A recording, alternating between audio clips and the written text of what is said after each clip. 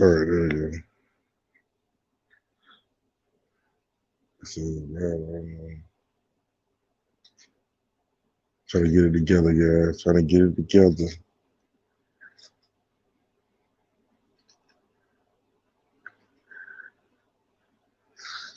Uh, I can't see how many people are here.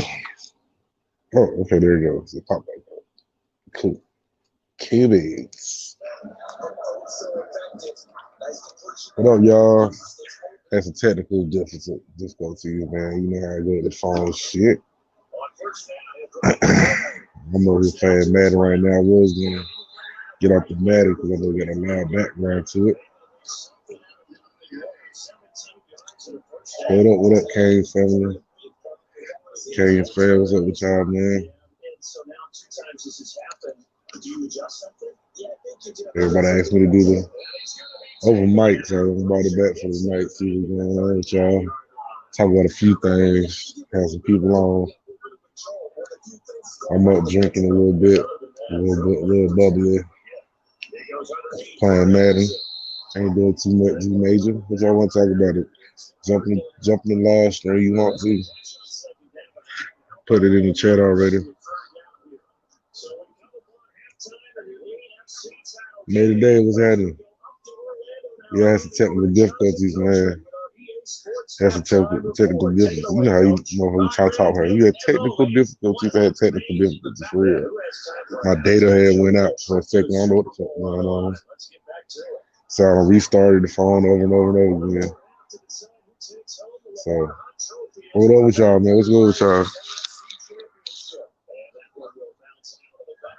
Sitting here drinking right now.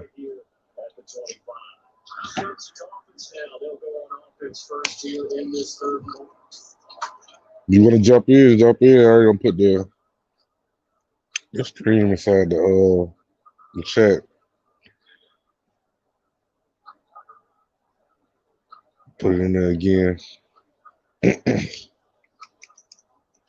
I was supposed to start at 11 o'clock. Fucked around and started playing this Madden, man. Still on it now. Matter of fact, I lost track of time. So right now we're in the AFC Championship with the Dolphins quarterbacking right now. It's like 21 to zip. Buffalo Bills down 0. Yes, the difficulty is on all Madden. Just whipping their ass.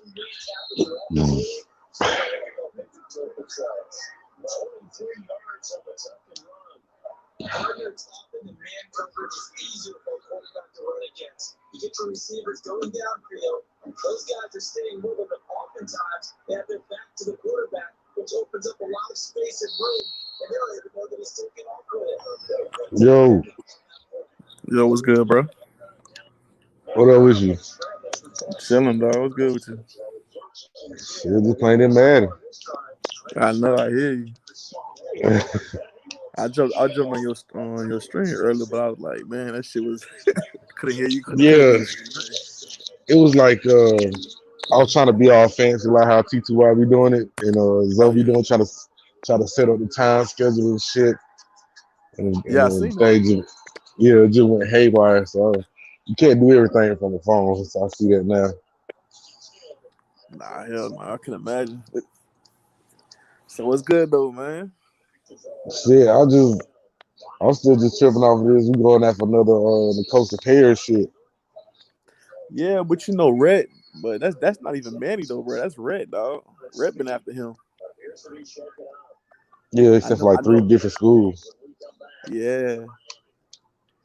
But you know that's the kind of quarterback that Lashley want though. We already know. Yeah, but why not just go ahead and fight to keep Perry though? He's the same type of quarterback. Bruh. I'm gonna say this: if Red Lashley was the head coach, bro, the Coach Perry be the starting quarterback, dog. But yeah, I know. Unfortunately, Manny Diaz and Mark Richt, bro, they two are the same when it comes to Coach Perry for whatever reason.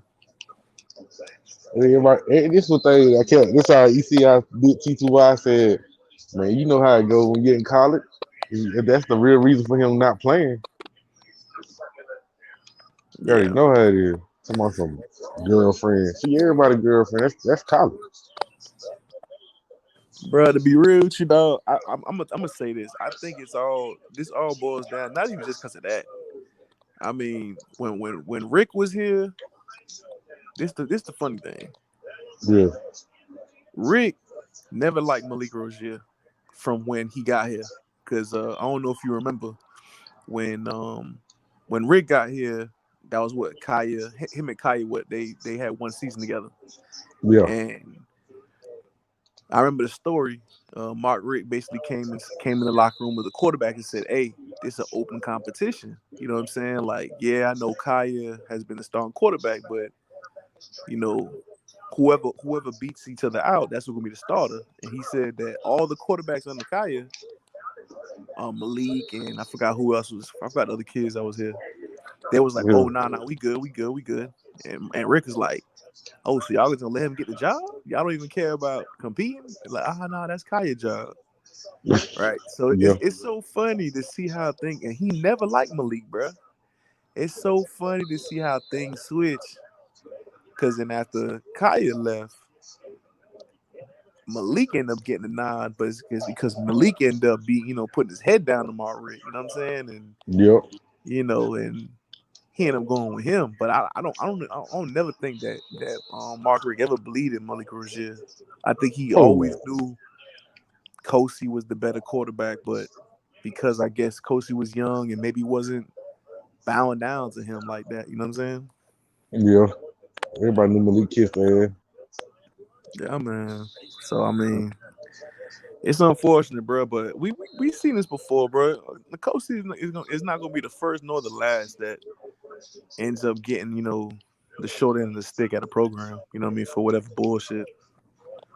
Exactly. And I think TVD and Motoka's next on the list.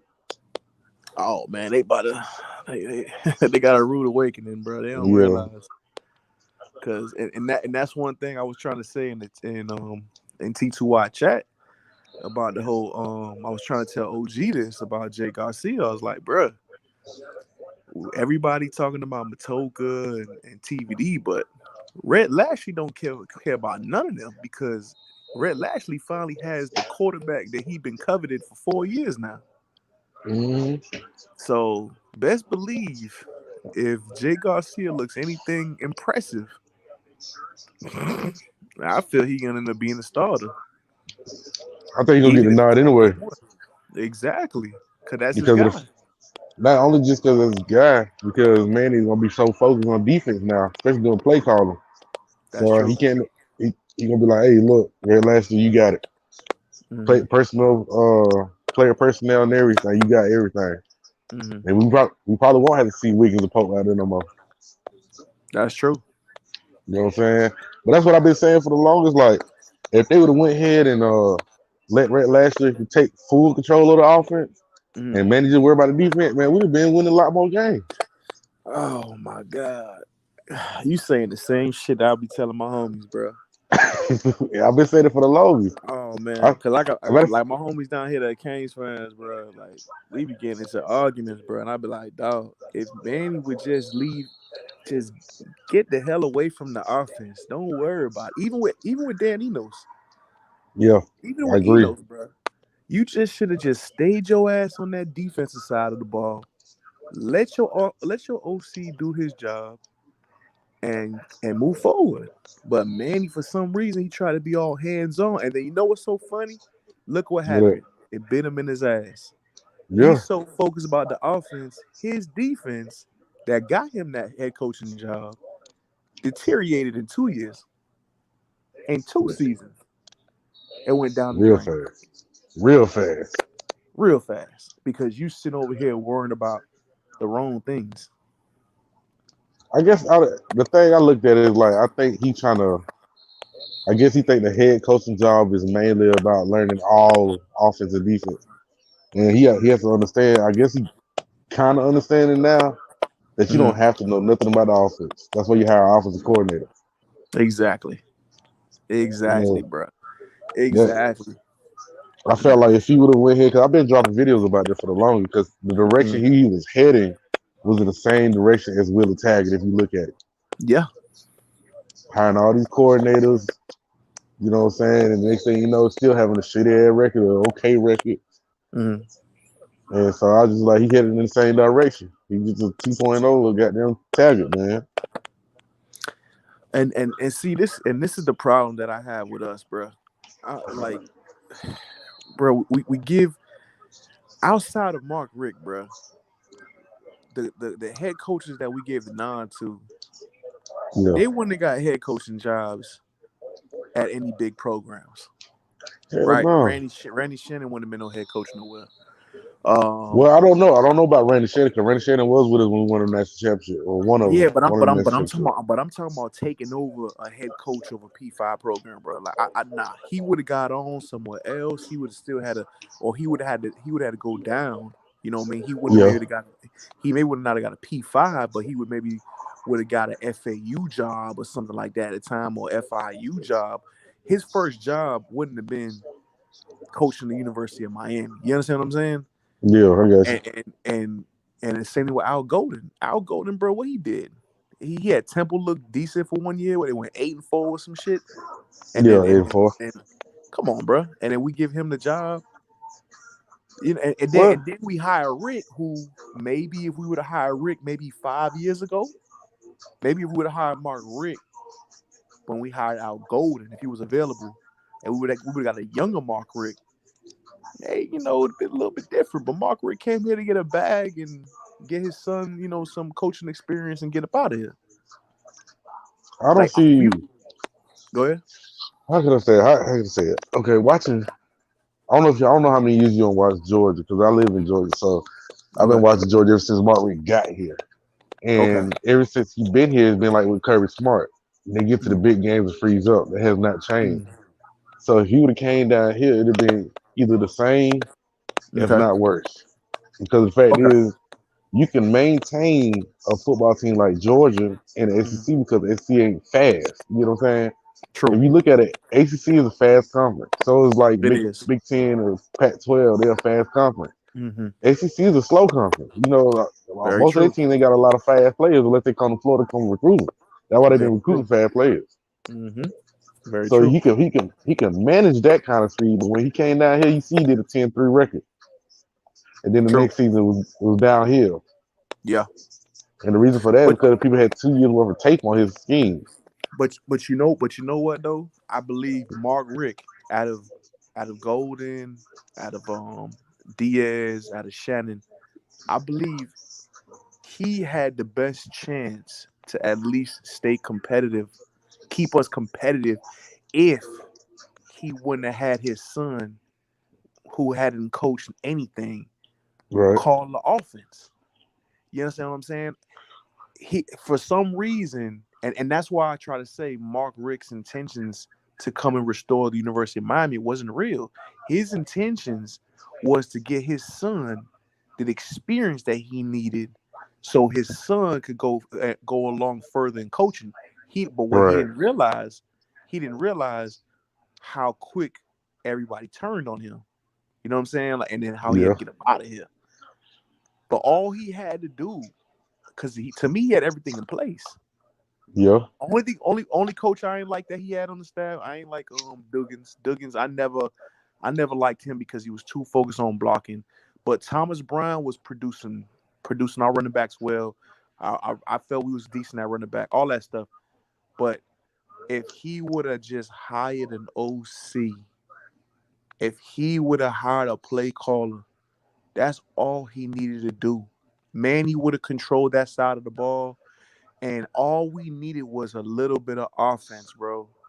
But again, and I'm not trying to take a shot at Manny Diaz right now, but I'm saying Go is ahead. I like shots of I'm Manny. Go ahead. no Shoot the no shot. no no no because it's not just that Manny it's the last couple of coaches that we hired, bro. It goes from okay, we gave it to Larry Coker, right? Right. Because You call, the players said, man, let's keep everything the same. All right, we kept yeah, everything the same. I'll they say call we Larry Co- they call go Larry ahead. Coker the substitute teacher. There you go. So we had a substitute teacher out there, but what happened is when the substitute teacher, when those students graduated, boy, it went downhill, right? Yeah. From there, you should have went out there and made a real hire. No, you hired Randy Shannon. Okay, I get it. But look at the hires. We went from Butch Davis, we went to Larry Coker, went to Randy Shannon, went to Al Golden, then went to an old retired Rick.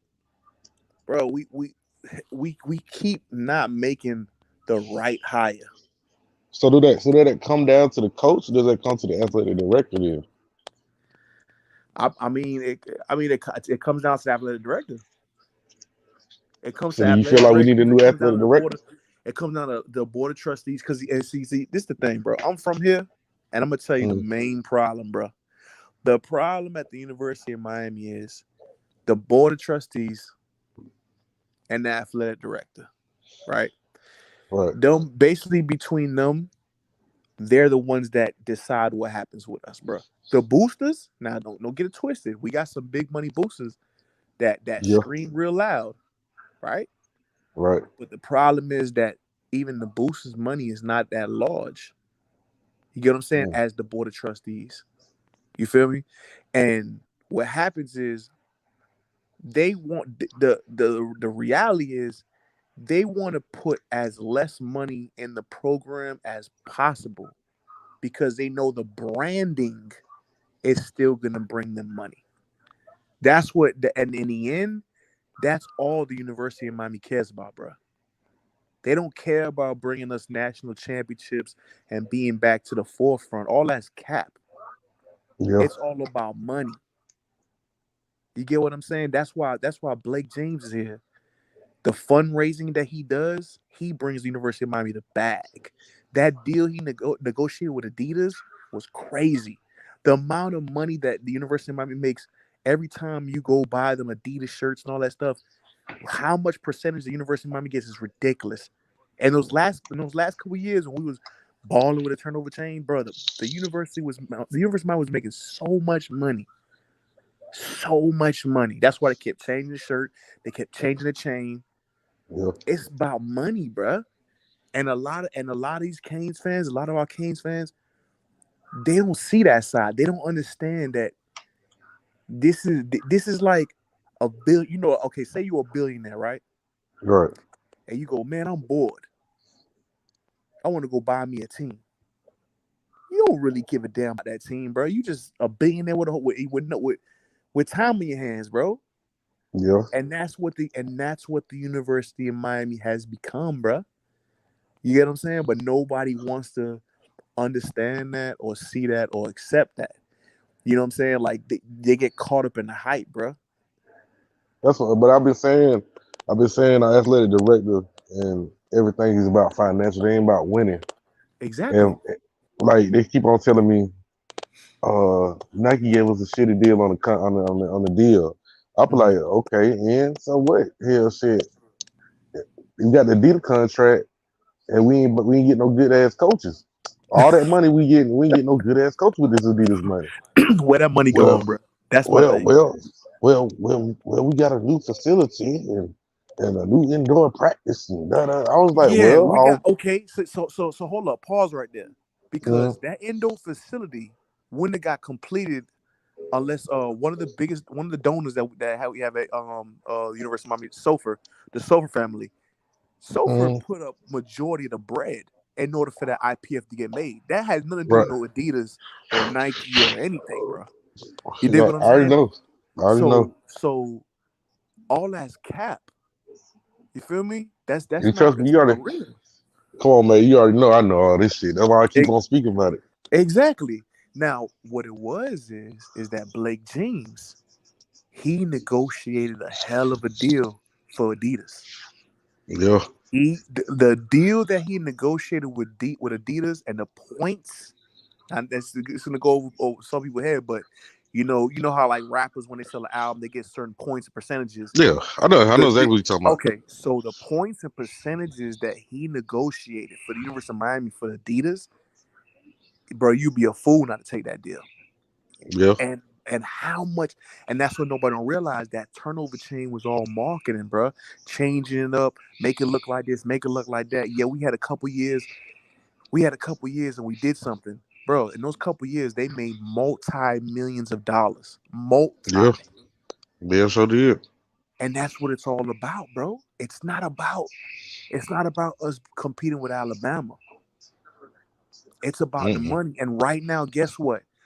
The last 2 years, obviously sales is down. Even DJ, the one DJ Wins that runs Dime Life, he Yeah, even was talking about how, man, that's it was popping for a couple years, and then Dime Life tanked.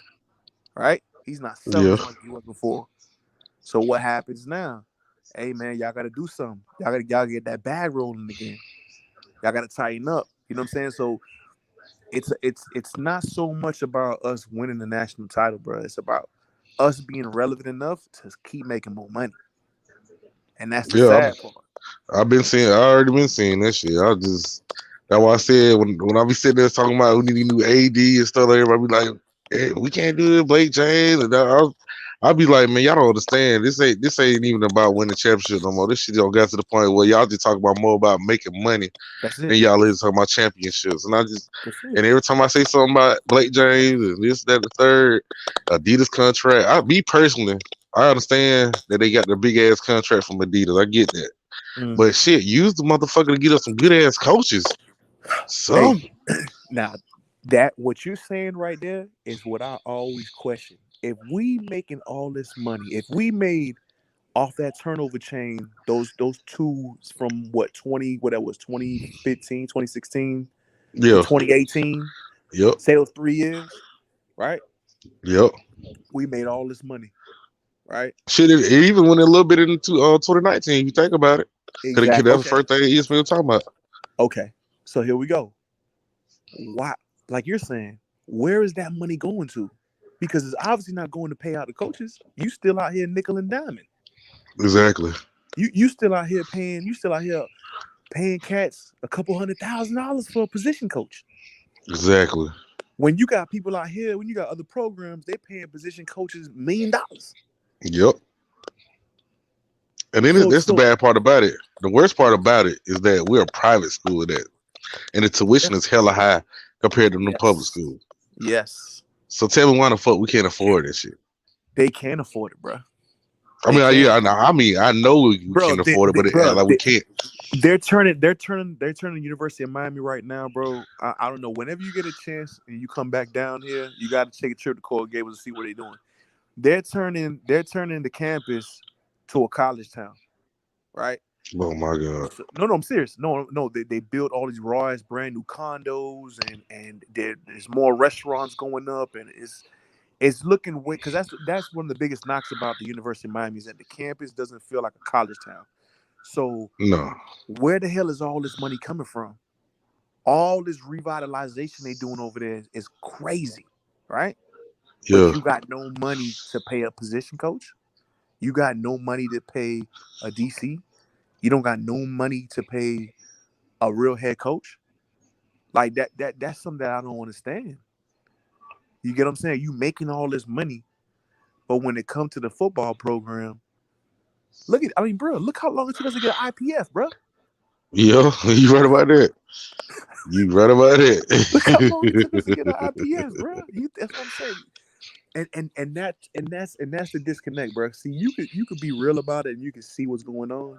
But what happens is we have a lot of fans, bro, that they fanatics. They don't see the real picture. No. You get what I'm saying? They don't understand what's really going on. And But it hurts us as being Hurricane fans for God knows how long. And I got a chance to see the glory days. You dig what I'm saying? I got a chance to see it. When they oh when they yeah. won that championship in 01, I was still in high school. You dig what I'm saying? So Yeah. I got a chance to see that. I got a chance to see the 90s. I grew up watching the Canes. But now a lot of the fan bases, man, they all about whatever they say. It's the golden rule. You know what I'm saying? Like, okay, Yeah. whatever you say, it's the gospel. Exactly. That's why I get concussion protocols by Slim Shady and shit because everything Yeah. concussion protocol. I just see where we headed, and it's not looking too good at all. No. It's No. not looking good at all, and I just Especially like, and everybody keep on saying, "What you gonna do? Keep firing and hiring head coaches?" And I keep telling folks, it's not the fire and hiring part; it's who you hire. The reason Who why you are? people want them fired, Yep. because if you look at it like Randy Shannon, yeah, true enough. If he would have went ahead and went somewhere other school, he probably would have been down to like a defensive coordinator or position coach or something like that. But Right. he didn't have the resources, like, because it's been talked about already. He didn't have the Oh, he did. financial backing as Oh far as to no. get them coaches. Oh, bro. After their national title, that funding went in the trash can. Yeah, You guys, Shalala did that. yeah. After we won 0-1, bro, they didn't give a damn. It was over. Shalala did that. Yeah, they didn't care. And then when Coca was out of here, it was a wrap. Yeah, When Coca left, that was it. You understand what I'm saying? So it's like, yeah, you had Shalala, then we bring up the Nevin Shapiro, all that, bro. Listen, at the end of the day, that boy Poke on here. What they do, Poke? what up, Pope? The link in the chat. I'll put it again. I'm finna say, bro. At the end of the day, the main problem is until the board of trustees want to win national championship again, we're not going to be on that level as, say, in Alabama. You know what I'm saying? We're not going to be there because chilling, bro. We not all in the same, like, okay, you know what? Let's do this right. Let's do and I'm not saying fire Manny. What I'm saying is, I am. if Manny's here or Manny's not here, or even when Rick left and there was Manny didn't get hired yet, whatever. Y'all look at yourself and say, you know what, let's do a national hire search, bro. Let's go look. Let's go in the NFL. Let's go look here. Let's see if we can prize somebody away. Let's compete for real. Now, you know what? Let me say something about that, because you said something about the NFL, right? And I talked to T2Y about this, and I said, bro, we need to start at the Manning, because I still don't think Manning gonna be here for that long. But at the Manning, I think we need to go ahead and go to the NFL. And the minority coaches, that's offensive coordinators and shit like that, or even Ken Dorsey. Like Ken Dorsey, Eric Bieniemy. Yeah, if we go after some of the minority coaches and let them be the head. Yeah. Let them come down and be a head coach to prove to the NFL that they can be a head coach. Yep. Watch how we win championships. And see, bro, and that's the thing. The thing is, we have that idea, but the problem is the University of Miami, bro. That's not their MO. Just think about it. We went from Butch Davis to Coca, from Coca to Shannon, from Shannon to I don't know how the hell Al Golden. And I never understood that damn tie shit. Bro, I didn't understand that hire, period. But what I'm saying is, look at our hires. The coach that we gave the biggest bag to in all these years has been Mark Richt. I think Mark Richt was at like $4-5 million a year. Yep. Right? Exactly. That was the first time that we opened up the checkbook, because best believe Al Golden and all of them, they wasn't making that bread. Randy Shannon damn sure wasn't making that bread. Hell no. And, you know what I'm saying? So it's like you look at that and they just keep going to what's safe. All our hires has been safe hires. It's been I ain't gonna say safe. I'm gonna say popular hires. Yeah, popular. But what I mean by safe though, you the coaches you hire, you're not gonna have no backlash. Because they're thankful to have a job. Al Golden was thankful to be a head coach at University of Miami. Randy Shannon was thankful to be a head coach at University of Miami. Larry Coker was thankful to be a head coach at Miami. Manny Diaz was super thankful to be a head. You get what I'm saying? You're giving a job to people that are not going to come bite your head off. Yeah. And then Mark Richt was taller. But I think they hired Al Golden because I knew I felt like they already knew that Shapiro's situation would come up. I felt like they hired him because they already knew it. Yeah, but bro, do you go get Golden? You could have went and gave somebody else a shot. Yeah, but you get them no shot. We went through how many years of sanctions though? You know what I mean? Oh, of course. No, I agree. No, I agree with you. But what I'm just saying is, even with going through the sanctions, Al Golden ended up becoming more of a cancer for us than helping us, because again, he had his boy D'Onofrio. He did not want to get rid of him. So it's like, you didn't have to get an Al Golden. You could have got another coach from somewhere else. He could have went and got a nobody from somewhere else. It didn't have to be Al Golden. You get what I'm saying? What I'm just trying Yeah. to say is that they still don't know how to make the correct hire. They still don't, even with sanctions, you still go and get the best coach that would be able to take that job on. And I don't believe Al Golden was. He's unproven in anything that he's done. So you know, get what I'm saying? Again, it's like we don't do our due diligence and say, you know what, I'm gonna go after this guy. It's like they don't want to go after the guy that's gonna cause problems. You get what I'm Yeah. saying? Yeah. They don't want that. They don't want to go after that guy. They rather say, you know what, hey, look who we brung in, Manny Diaz, the turnover machine man, and you know what I'm saying, the turnover chain dude, and yeah, Yeah. and everybody gets all crazy and excited, and nobody realizes that we're about to give this dude the keys to the castle, and he never been a head coach before. You know, I didn't want Manny to leave as defensive coordinator, but when they were like he's the head coach, I was like, I'm happy he's there, but I like the head coaching position. I was like, I don't know about that part.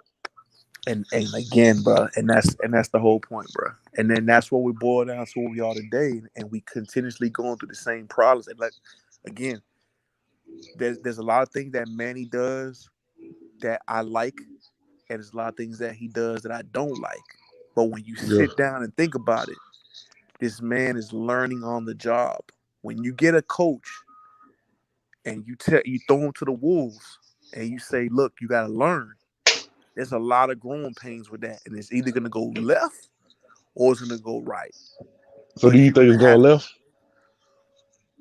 I'm gonna be honest with you, Mm, and I said this on Zoe channel. And I said it to Teach Wild. I said it to all the boys that we done talked to in the chats.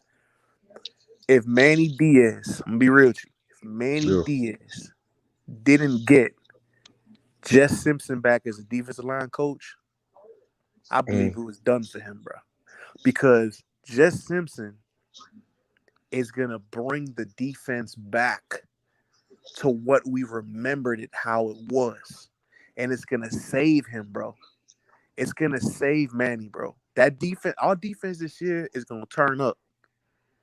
And it's gonna save him. You dig what I'm saying? yeah. So I feel like if the stars didn't align and Atlanta ain't get messed up and he had no gig, Right. I I don't think this would have been a good year. But once he got Jess Simpson in here, I said, wait a minute. Manny just got a lifeline. Manny got a lifeline. Manny made that was a great hire. And then everybody want to talk about T-Rob and bring a DVD. Nah, I'm not even gonna go to none of them boys. The next hire, when he got shoot to be in Mm, that box, yeah. I said, there goes that lifeline. So he's messed. His first decision is a mistake, Right. and then he makes a better decision after his mistake. But that's the thing that we're gonna have to deal with, Manny. We're gonna have to deal with. He might not make the right hire there, but then he probably will follow up and make the right hire after. So it's, bro, it's a back and forth situation with him, bro. You dig what I'm saying? It's Yeah. we go forward, we go back, we go forward, we go back. You get what I'm saying? But I mean, as far as right now, I believe the only weaknesses that he has right now is at the wide receiver coach position. Rob Mm-hmm. Likens, I know people, some people like him or whatnot, but I don't feel that he's the right fit for our wide receivers. Rhett Lashley, as long as you give him the correct quarterback and he's able to open up his offense, I believe our offense will look really good. And then as far as the defensive side, I mean, Aristide, the new hire, obviously that was a recruiting hire. It wasn't, he's only 30 years old. You know what I'm saying? So he's Yeah. a young kid. Oh, excuse me, he's a young man that we giving the job to, but for recruiting purposes. So it's like, yeah, that wasn't a home run hire for the linebacker. Even though he's not gonna be a linebacker coach, he's gonna be outside linebacker and striker position coach. Right. But the defense is gonna be fine. You know what I'm saying? So I think Manny's biggest hurdle right now is the quarterback. Right? We don't know what De'Aaron King gonna look like. You Uh, know what? I don't like it. Just don't say his name. Just say the no, starter for I know last. you don't like him, but what I'm what you know we know what I'm trying to say. Yeah, He's the only senior quarterback we have in the room right now since the coach is gone, right? So yeah. we don't know what King gonna look like, and then we don't know what the young bulls are gonna look like. So if the quarterback play is atrocious, then the defense is gonna the defense is most likely gonna save us. Oh, the You get defense what gonna burn out. Which one or the other though? they will, just like in 2017, the Yep, defense burned out on us in the end. yep. Pittsburgh, Clemson, and Wisconsin. So the last three games they was done. They couldn't keep up at that pace anymore. I feel like So this. If it goes like this, Red Lashley, full control offense. I ain't worried about the offense. yeah. Defense, Manny controls the defense. Not worried about the defense. The only Mm-hmm. part I got a real question about is two things. Mm-hmm. Is that defensive line waiting? Their weights. I don't know if you've seen the bowl game. Yeah. Rewatch it again. Yeah. You can see the defensive line that rotates next in the start defensive line. If you look Mm-hmm. at them, they're small. Yeah. Okay, that's what I'm worried about. That Yeah. forefront that rotates in, they're Mm-hmm. small. Mm-hmm. Okay, we can't do shit with a small ass defensive line. True. You know what I'm True. saying? Now everybody True. worry about the secondary being depleted with this bump and run shit.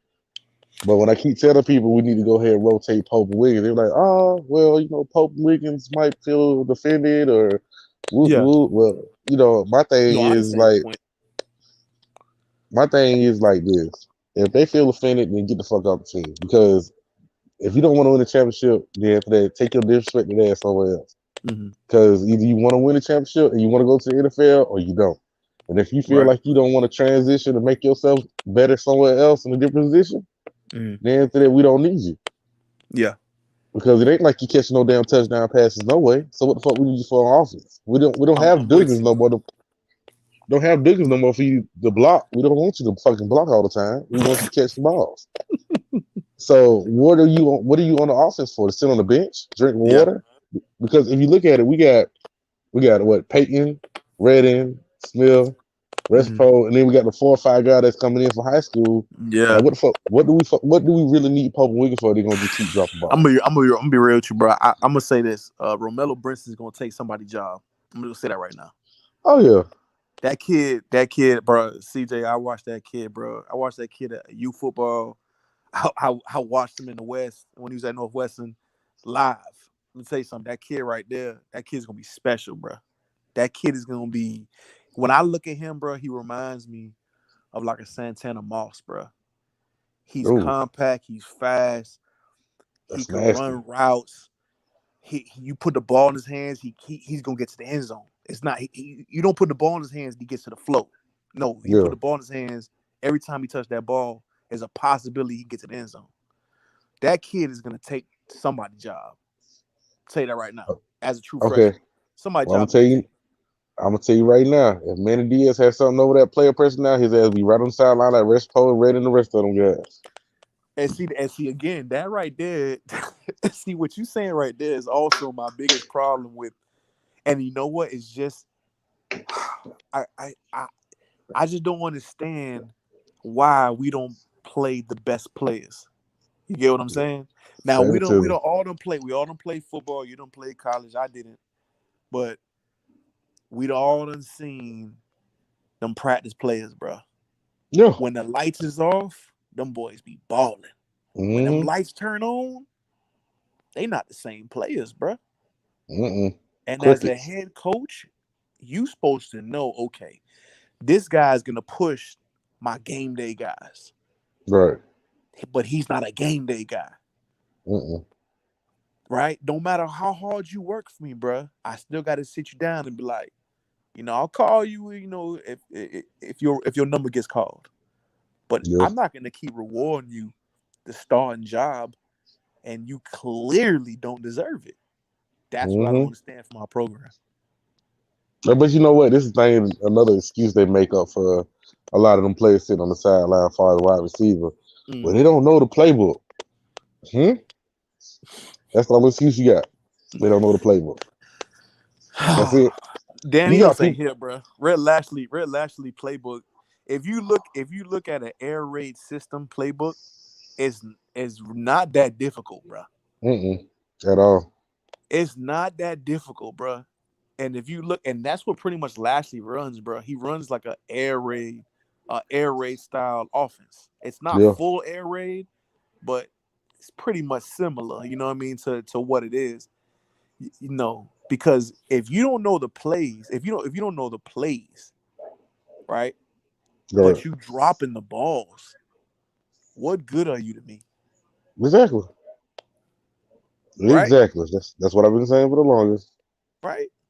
And not just that. If I know you a receiver that I just got to get the ball to in space and let you do your job, then I'm gonna Yeah, give you basic routes to do, but do what you could do well and be effective at it. We don't do exactly. that, bro. We just reward upperclassmen, and I don't understand where this came from. This is Mark not Rick. college football no more, bro. Mark Not Rick. old school college football where I'm an upperclassman and you can't take my job. No, man. That's why we got Rambo over here. Rambo got beat out by a true freshman. A Yep. true freshman took his job and he Yep. left. Those are facts. Yeah, I know. So let me ask you this. So would you say these transfers that we get him, because we don't went from Phillips, Roche, now Rambo and King and all. So would you say these guys? I ain't gonna say quitters, but they don't like competition, or they don't like. Well, I can't say that for King because everybody gonna sit there and say, "Well, King, yeah, it was a new system and blah blah blah blah blah." So you gonna quit every time when you get a new system because the NFL changes every day. Hey, bro, you know it's that new generation. This new generation of kids coming up in the system, bro.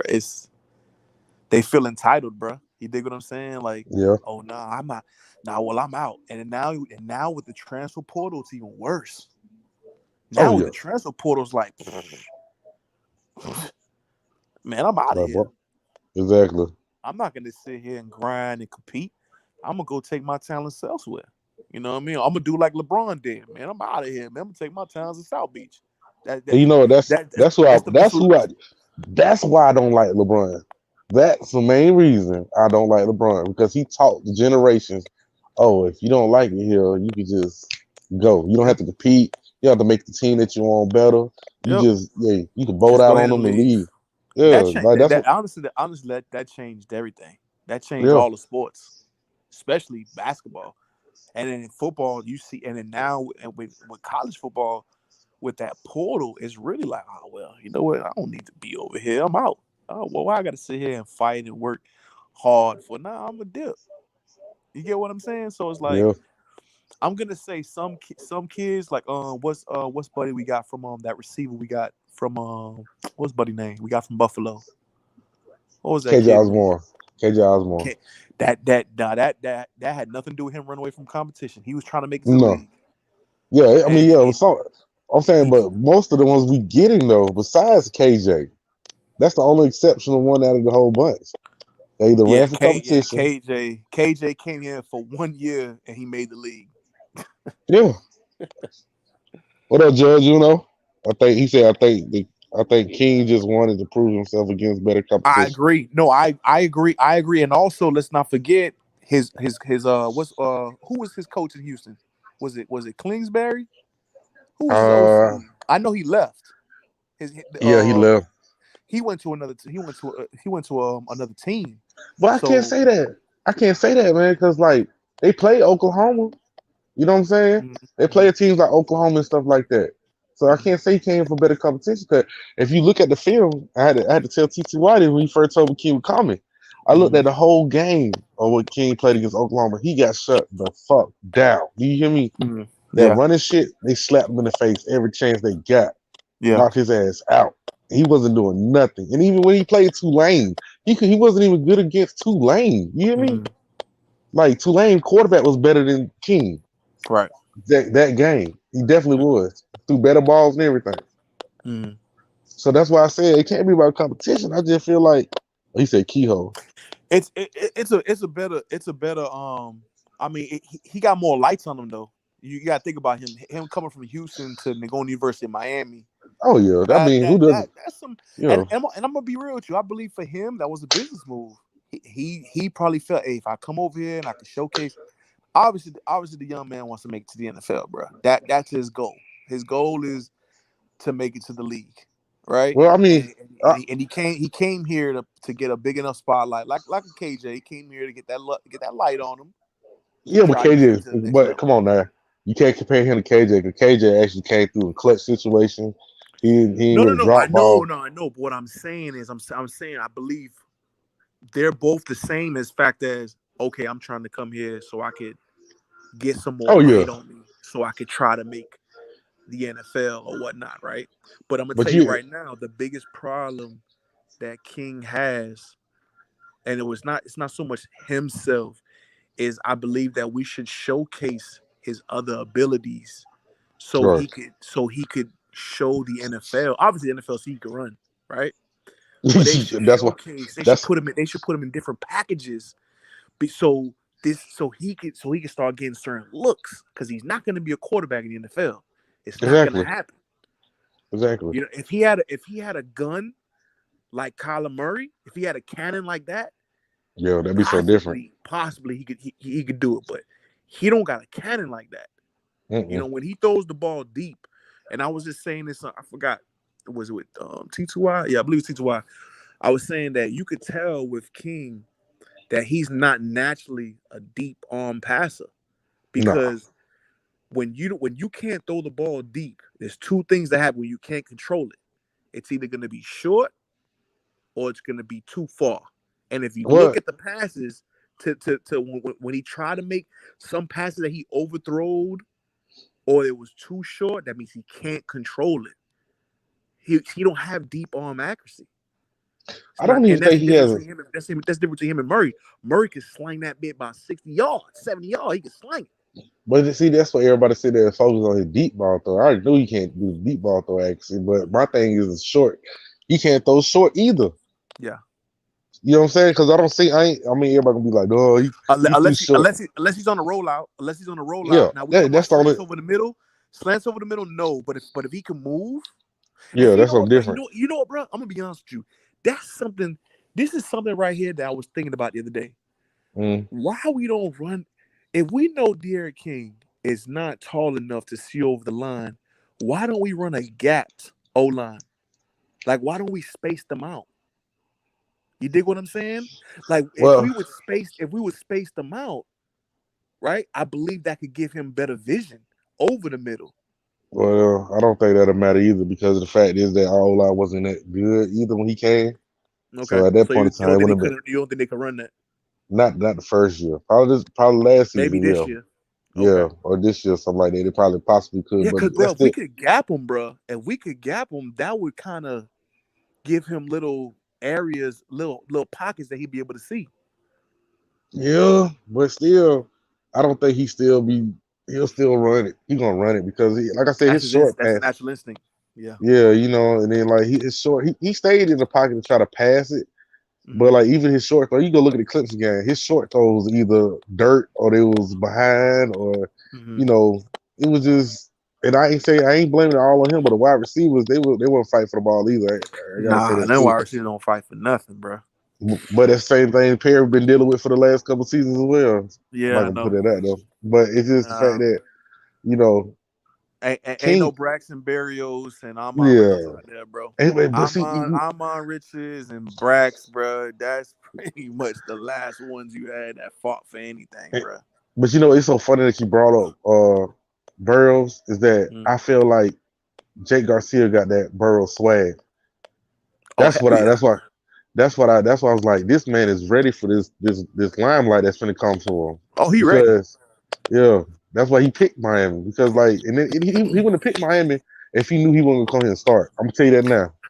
I'm bro. telling you that now. I'm gonna tell you right now. And I was screaming this shit in Poke Channel for months now. I keep trying to tell people.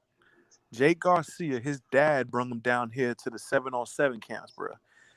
Yeah. Jake played on the same 7-on-7 camp with Romello Brinson. Pretty much it was all the West boys. I'm not sure if it's Oh man. South Florida. Hold on, say that again. The first two names, Jake Garcia and Melo. Say that again. Romello Brinson. So they played They 7-on-7 together. They both played the 7-on-7. Yeah, bro. I've been trying to say this to people, bro, for I don't know Oh how man, long yeah, now. he's starting. That's why He's starting. That's why I kept telling everybody. I'm like, listen, Jake is gonna come to Miami, bro, because I'm gonna tell you how we knew down here in South Florida that he was coming here. So when Jake committed to USC, right? Yeah. When Jake committed to USC, you know who also was gonna end up committing to USC? Who that? Romello Brinson. Oh yeah. Romello ended up getting an offer to USC, and I was like, okay. So I said, I was telling people I know, and like in the circle that I'm in, I said, bruh, if Romello commits to USC, bruh, well, that's just gonna be crazy. Jake and Romello together. And then what happened is Romello never committed to USC. Then Romello committed to Miami. I said, oh shit, okay. When Romello committed to Miami, because Romello was gonna go anywhere Jake went. Right. Jake and Romello Brinson are best friends. They're close.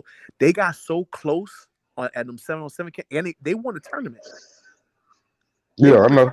So you get what I'm saying? Like that's their team. They won the tournament. So that's what I'm saying. Jake Ben had that Miami swag. He knows all.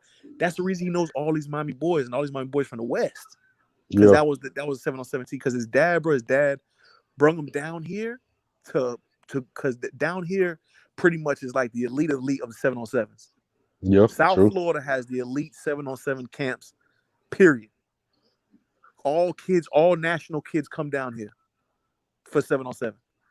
So go ahead. I was about to go down to the 7-on-7 when I came out of high school. Oh man, that 7-on-7 down here, dog, especially now, it's even a bigger deal now. It's that 7-on-7 down here it's just turned to something else. But the whole point I'm trying to make is, yeah, you're right. Jay Garcia got that Miami swag. Yeah, he talked like he's from Miami. It's because he been down here with these boys. You know what I'm saying? So it's like he's gonna end up being a quarterback over here, bro. That's the whole point I'm trying to tell everybody. Rhett Lashlee coveted Jake Garcia from SMU, from Auburn, SMU, and University of Miami. But you know what? That's the thing.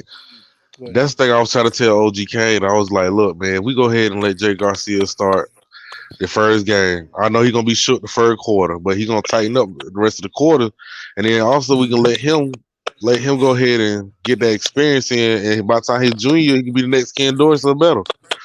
Exactly. And he a gamer. I'm gonna tell you right now, that kid is a gamer. Oh yeah, I seen him play at Grayson. I seen him play at Grayson. Yeah, bro, that kid is a gamer, bro. He be dropping dimes. He be dropping down. And bro, I'm trying to tell you, bro, the connection that him and Romello got, bro, you gonna see it on that field, bro. Best believe it. That connection that them boys got together, you're gonna see it translate on that field, bro. But this is the question though. This is the question. You saying Romello.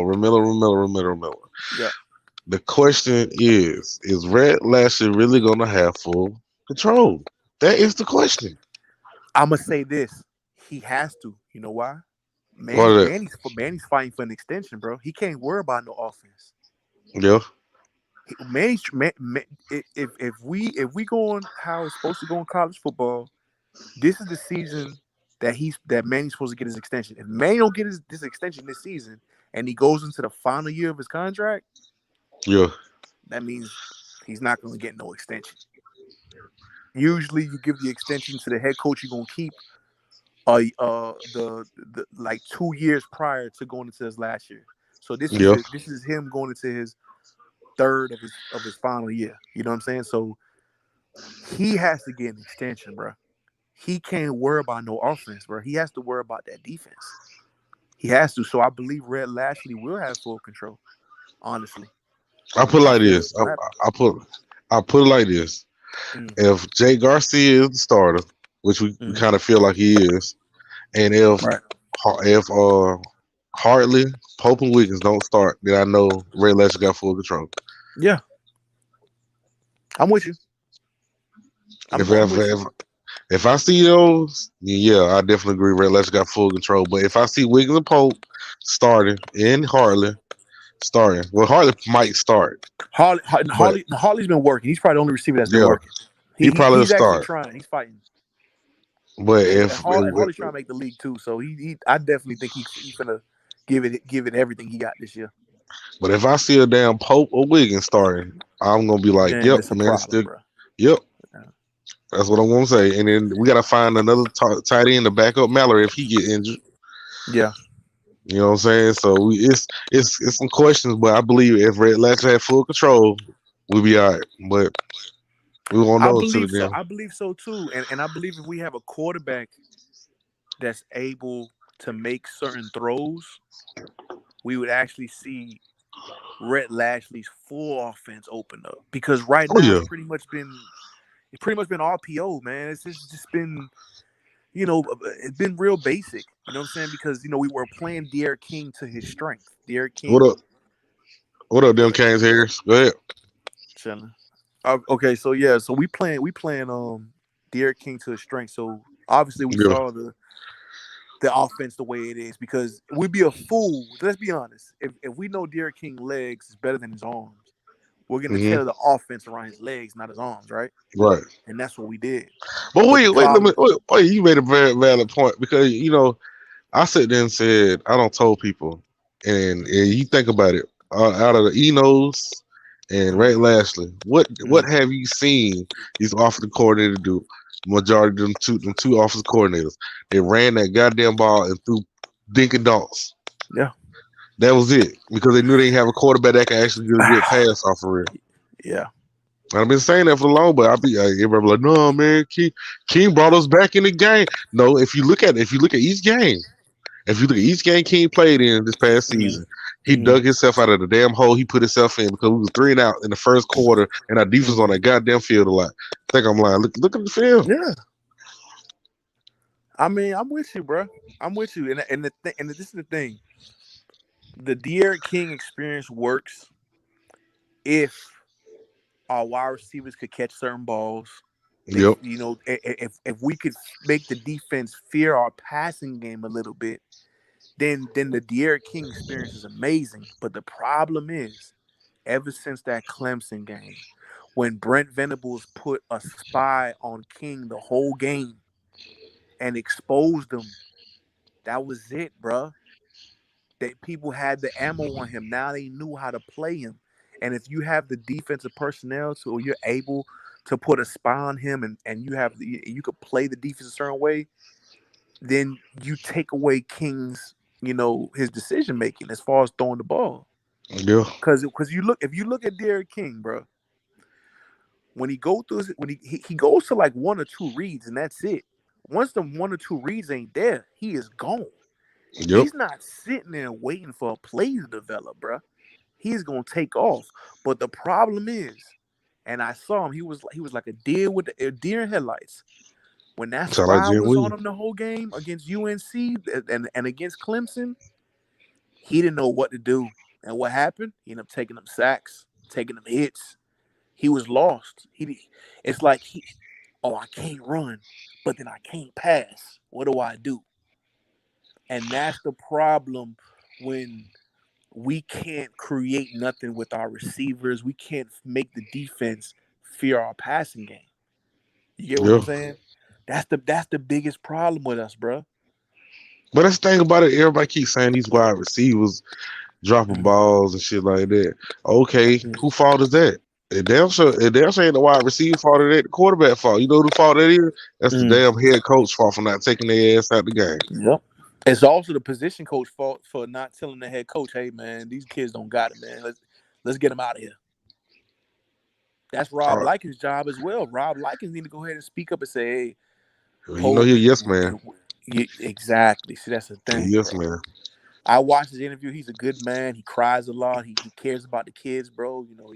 He looked like he been through a lot in his life, and he sounded like a good man. But that doesn't make you a dog as a head as a wide receiver coach. Well, maybe if we get some coaches that don't give a damn about them and just want them to win, maybe we might have a better chance. Man, I'm gonna tell you, bro. I wish, bro. I mean, like I said, bro. I wish and I hope that that could happen, man. But I guess we gotta Imagine, wait and see. imagine if who that was Virginia Tech defensive coordinator for all the years with Frank Beamer. Oh, what's buddy name? Damn, what that man that was. Oh yeah, he was there forever. Yeah, His last year was what, like 2 years ago, something like that. yeah. When Jaron Williams playing for her. Yeah. Yeah. Imagine if he was the defensive coordinator when we played Virginia Tech. I think we won against Virginia Tech by 1 point. Mm-hmm. Imagine if he was still coaching on the defense, man. We wouldn't even won that game because he would have had folks jump. He would have had folks jumping them routes. That's true. We wouldn't have won that game, man.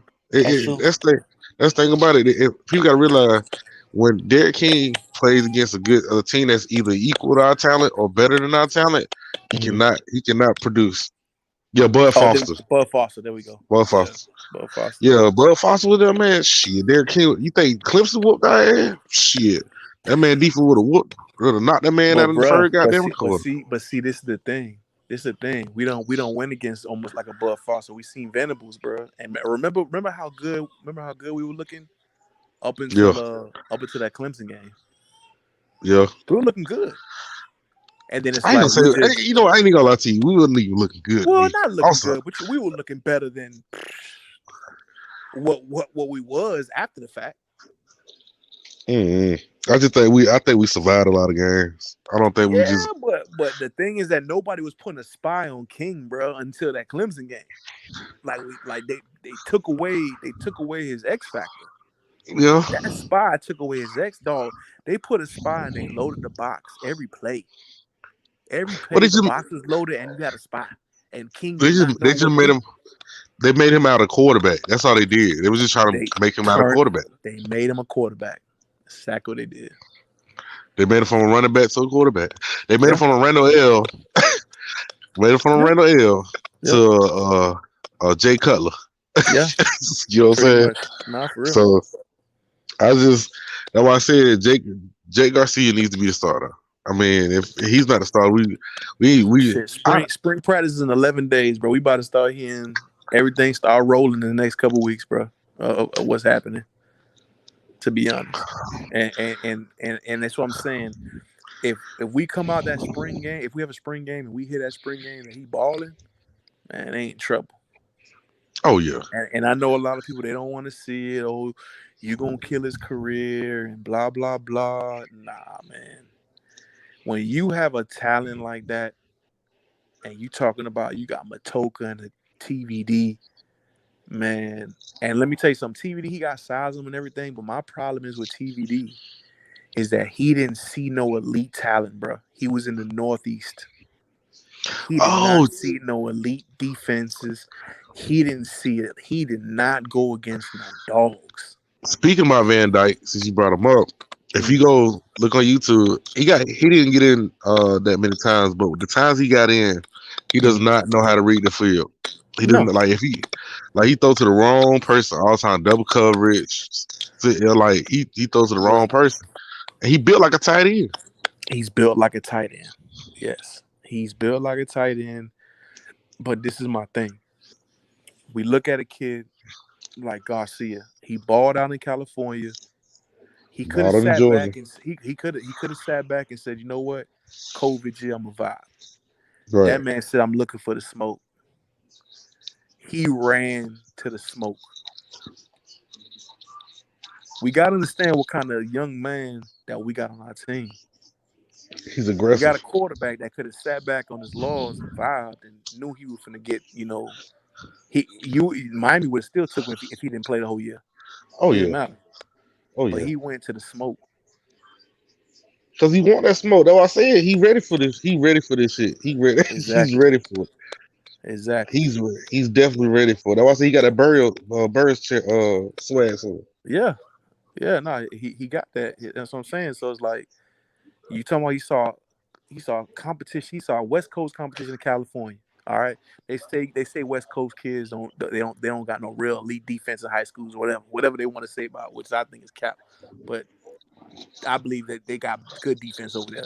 Then he went to Should have Georgia, where Georgia them high school boys they play for real defense, right? SEC talent. SEC talent now. SEC talent, SEC talent, and he went out there and took The Grayson, ball. right? Yeah.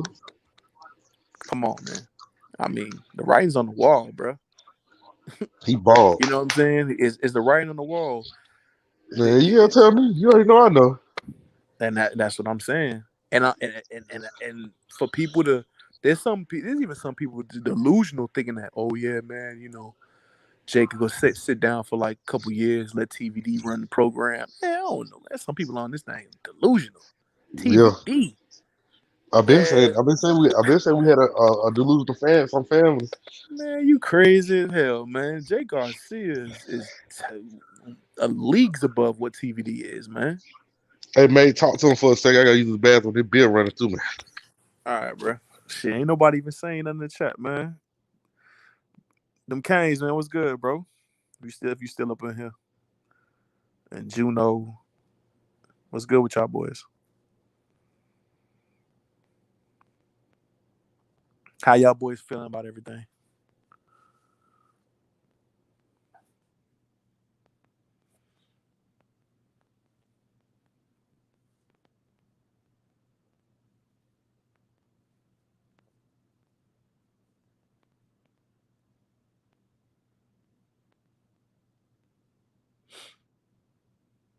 Yeah, I'm back. Yo, So, but Jay Garcia, I ain't gonna say Miami. We're gonna win against Alabama, but I believe we're gonna put up a good fight if Jay Garcia. them Canes said he had they on break listening. Poke working. Gold nose though. Get your ass out of here, man. Hey, Poke though. Hey, be real, bro. For how long I kept saying Garcia was gonna be a UM commit, bro, and nobody wanted to hear me. I ain't never hear you say it. Yeah, bro. But I've been saying it for a minute, dog. And I kept telling people. Just made me and you be on the same page majority of the damn time. But it's just folks don't want to wake up and realize. Nah, they don't want to be realist about it. And I'm gonna tell you something though, since Poke talking, bro. Yeah. I'm gonna be real with you. And I know we like to clown Florida State. Yeah. But I'm gonna say this.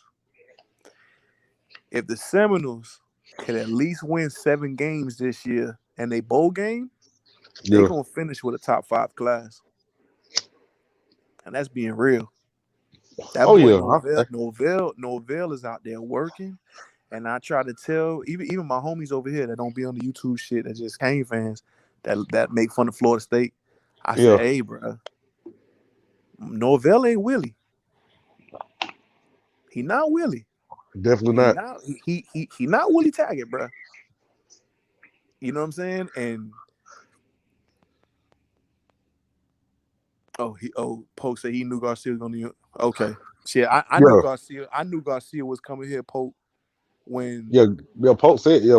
Or Garcia was gonna come. I'm gonna say I knew he was coming here when Romello Brinson committed to University of Miami, because if you down here and you know the kids down here and the camps and all that, everybody knew wherever Jake was going, Romello was gonna sign. Yeah. So when Romello signed to UM, I already knew the writing was on the wall, and now Jake was still committed to USC at that time, so I already knew he was coming. But I put like that, and I told some folks this, and they didn't agree with me.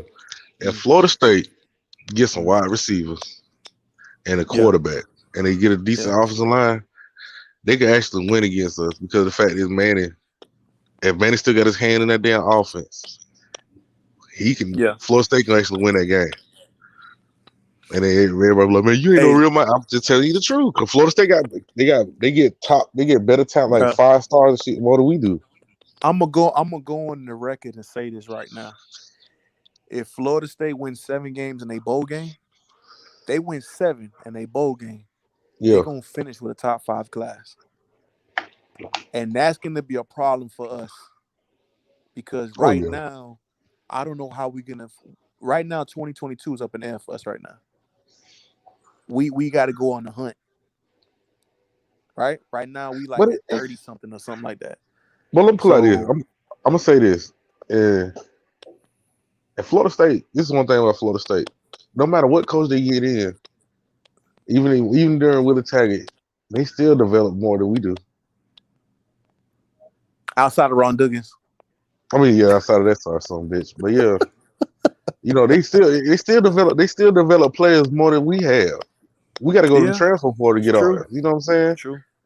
That's But one they thing I can went to say the about Florida but they State. went to the transfer portal now as well. Um, I mean, they hit the I portal mean, hard, you but gotta think about it. obviously Yeah, they.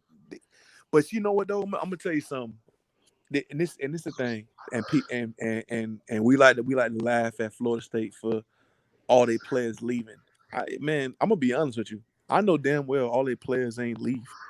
mm-mm. All they players ain't leave. It's the head coach basically like, y'all need to get the fuck up out of here because y'all not for my program. Right. See, that's the difference. That's why I keep saying people Yeah, keep laughing at Norvell, but don't keep laughing. He make it work. And shit, I was on Poke. I was on Poke show. I was on Poke talk when they got the kid from Northwestern, Peyton, right, when yeah. defensive player. And I asked Poke who got him, and it was Fuller. And I said, damn, Fuller to DC. I said, he came down here to Northwestern and he done took one of them boys. I said, man, I Oh don't shit. know, bro. That right there is. I know we laugh, bro, but hey, man. Oh, I don't be laughing. I'll be like with how we beat Florida State the past season. Like I wasn't celebrating. It wasn't to celebrate for me because I don't like playing Florida State where we both down or one down and the other. You know what I'm saying? I know Florida State talk a lot of shit. We talk a lot of shit, Yeah, but I would like to beat their ass when they're on point and we on point. That would make the damn oh rival yeah, so great. yeah. Oh look, Judge Juno said he saw Jake with Miami, no fear when he was playing with Valdosta. He was locked in the whole time. Yeah, Yeah, I man. mean, but I already don't felt like Garcia would come to Miami when he came to Georgia. I was like, why else would you come this way if you trying to Hey, prove a point? listen. I dropped some jewels. I forgot who the hell show I was on. Maybe Zoe or somebody or Poke. I don't know. But Jake Garcia was not from the transfer to Georgia. See, we Mm-mm. didn't start football. So, Miami, South Florida football was a month behind. We started a month late, right? Yeah. The what was supposed to happen was Jake Garcia was gonna come to Miami and he was gonna finish his senior year at Northwestern Senior High School. Oh He yeah, I was gonna heard do about his that. he was gonna do his final year here, but because of the COVID situation, we didn't start football until a month later. So he ended up going to Georgia, but he was supposed to go to Northwestern. That was the deal. He Ooh, was ooh. going to go down in the West and try to lead the He West wanna to the title he gonna go to Romeo, was it? with him with Romello. Exactly. Oh man. But see this you telling me some shit and I ain't even know about it because like Yes, if I would have sir. knew this shit, I'd have been like you already know I don't say Jack Garcia gonna be the starter anyway, but that you gotta start Ramilo. You got to because they got a goddamn chemistry together. They got a connection together. You gotta start Bro, when we signed Romello, bro, we knew we was getting Jake, bro. This was a package deal, bro. them. Yeah. This was a package deal. That's how close them boys is, bro. Them boys close. Juno Listen, said, when you have a kid from South Florida, you have a kid from South Florida that's saying, you know what? Oh, you committed to USC, man. I'm rocking with you to go all the yeah. way to the West Coast, bro. You feel me? Cause that man had that swag, he got that swag, he got that drill. That man got that drill. Hey, Judge. Hey, listen, bro. I hear what you're saying. Cause UM wouldn't take his commitment, bro. I hear that. I understand where you're coming from. The fact is, and what I'm trying to say is, Adam Fuller, right, who has no ties to Florida, South Florida at all, to go to Northwestern and still get this kid is big for Florida State. That's all I'm saying. Remember, Norvell and these boys, they don't know shit about South Florida. They don't know about them kids like that. You get what I'm saying? So once you open up that door and you crack that door open, you feel me? That door's gonna get bigger. Cause now, guess what? Even if that's the case, guess what? There's a relationship now with Florida State and Northwestern. There's a relationship with Adam Fuller, defensive coordinator, and Northwestern Bulls. You get what I'm saying? That's what I'm trying to say. They have them boys are not from here.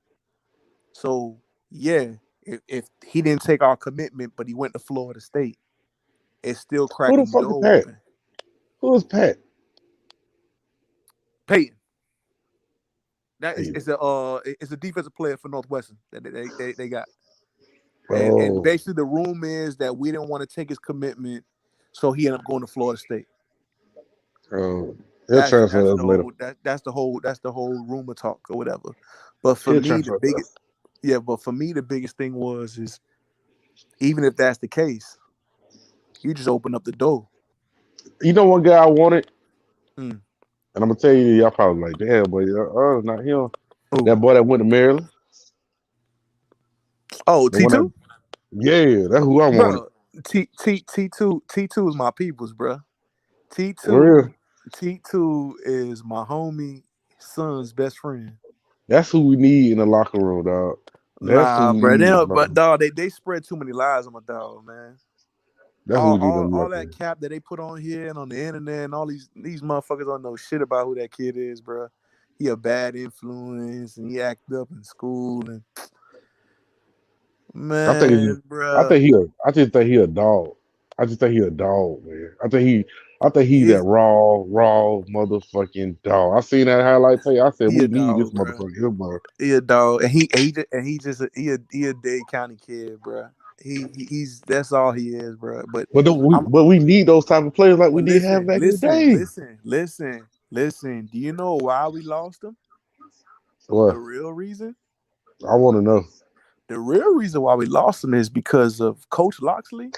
That's a real man right there, bro. That's a real man, bro. Straight up. Mike Loxley's a real dude, bro. On everything. Cause when I was like, damn, bro, he really going to Maryland, bro. Right? This is a little kid I done seen at the park a bunch of times. Like I said, he my homeboy's son, best friend. Like I done seen, and it's like the impact that Loxley has, bro, is something, dog. And now he's starting to open, like, bro, he done snatched like 3 kids from here to go to Maryland. No, we need him. You know what it is? They believe in him, bro. His parents believe in Coach Loxley. They ain't believe in Manny. They believe in Loxley, bro. But Loxley is 10 toes down, bro. He a stand-up dude, bro. He's authentic. He's real. It was no filler, no cap, no nothing. Man, I believe in Red Lashley before I believe in men. T2 ain't want to go to Maryland. Loxley made him want to go to Maryland. Because when he did the thing on TV or whatnot, I was like, damn, why the fuck he going to goddamn Maryland?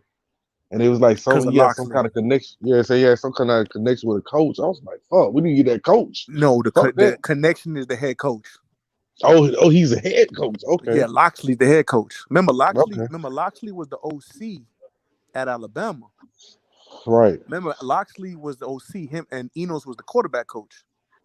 Yeah. Right. So Loxley left Alabama and took the Maryland job as the head coach. They cooking something over there, boy. Right. So now this year alone, Loxley snatched 3 kids up from here, bro. And then when I was asking, and I'm talking to my peoples, I'm like, bro, they say Loxley's a real dude, bro. He's 100, and the parents, they love him because he's authentic. You get what I'm saying? And he's not giving no coach filler. He's a leader of men, bro. I'm gonna say that. See, let me tell you something. Those kind of coaches, they do real good in any league they coach. But guess what though? Who'd he coach under? Nick Saban. Yeah. Come on.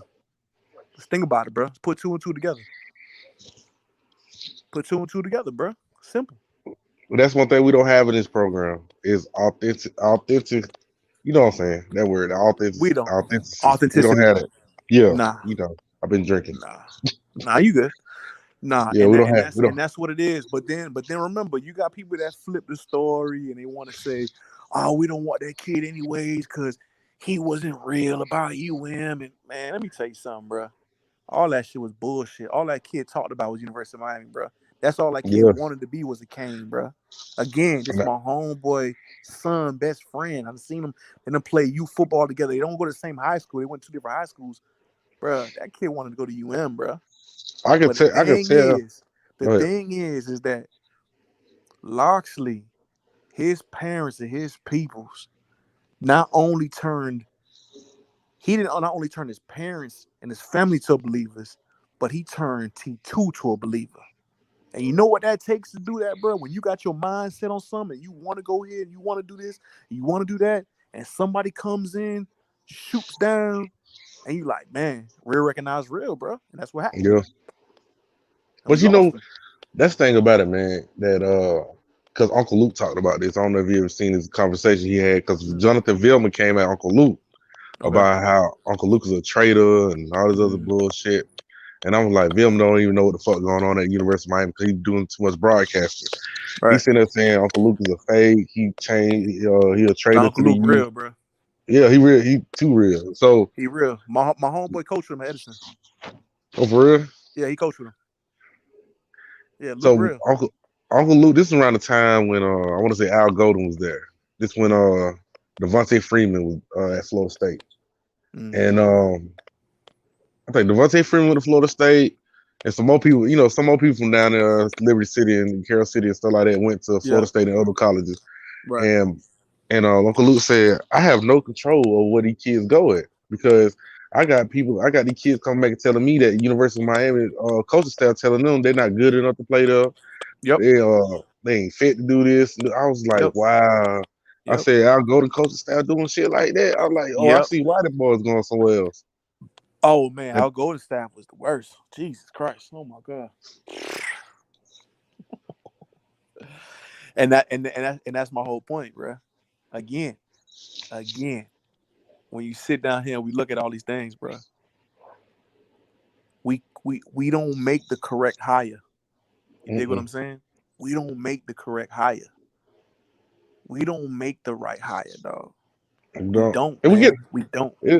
Another thing, we get all these. Don't get wrong. There's nothing wrong with prep schools or academies and stuff like that. There's nothing wrong with that. Some players go there to get a better chance to go into a better college.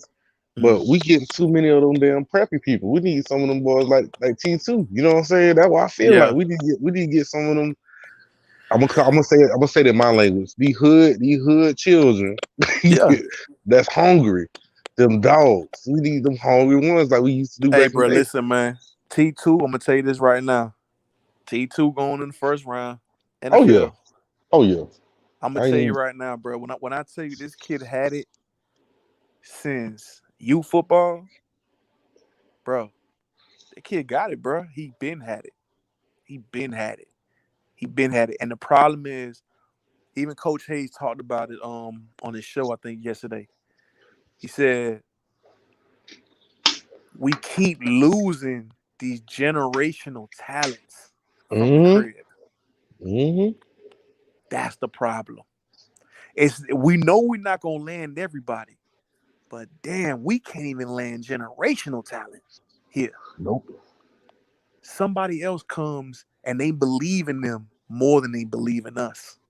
Yep. Now that right there has been happening for a long time. Yep. Because I was talking Cooper, Calvin Ridley, Jerry Jeudy, Patrick Surtain. Bro, we could go down the list, bro. We didn't offer Lamar Jackson until the end, till the day he was gonna commit, bro. And he wanted to go to Miami. Yeah, bro. No, we didn't even offer him at all at one time. But listen, this thing about it, and this would go back to Randy Shannon. Randy Shannon would have got all them boys. He would have.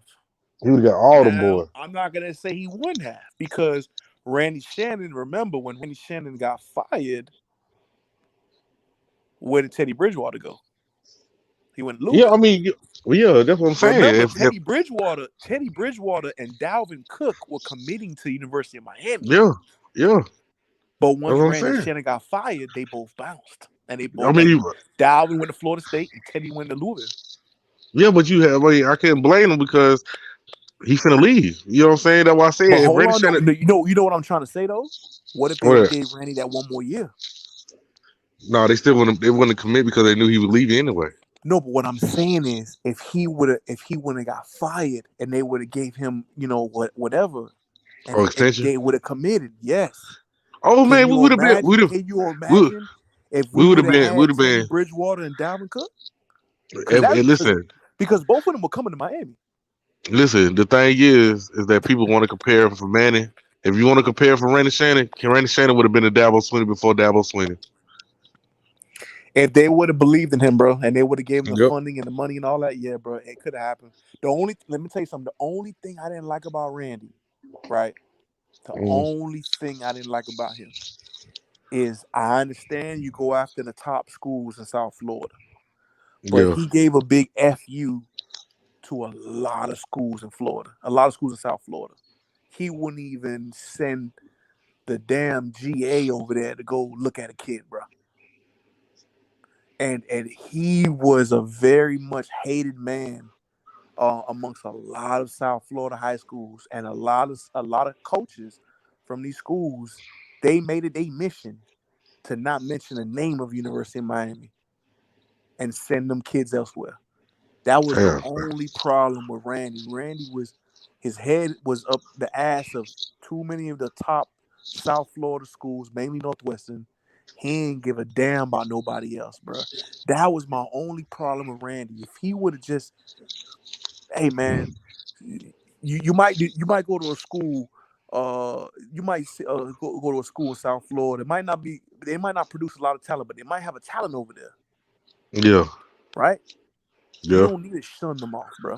You need to open up that door, but he didn't do it. But this is the acquisition I look at is that maybe he was doing that because the fact is the pressure for a black head coach is way more higher than a damn white one. Those are facts. You know what I'm saying? He probably trying to get the first and only black coach in the University of Miami. So yeah, and so he was trying to get the top talent out of the top talent high schools down there, so he could prove a point. Right. So that's why I look at it that way. Go ahead. Go ahead. No, go ahead. No, that's why I look at it like, because I was seeing that he was getting kids from Northwestern and Booker T. Washington. I seen he was getting from specific high schools, and I was like, okay. Central, Booker T, and Northwestern. That's it. Everybody else he didn't give a damn about. Yeah. But I said, and the reason why I say that the reason why he probably did it, like I said, the pressure was way more pushed on him than it is on Manning, Mark Richt. You know what I'm saying? It's way more pressure. Yeah, for sure. Oh, for sure. So he didn't have the money either. They didn't. He was not the funding that I'm gonna say that Rick got. Obviously, was nobody got that kind of funding in forever. So exactly. If Randy Shannon would have got the funding that Rick had for coaching staff and all that stuff, and Randy possibly could have did something.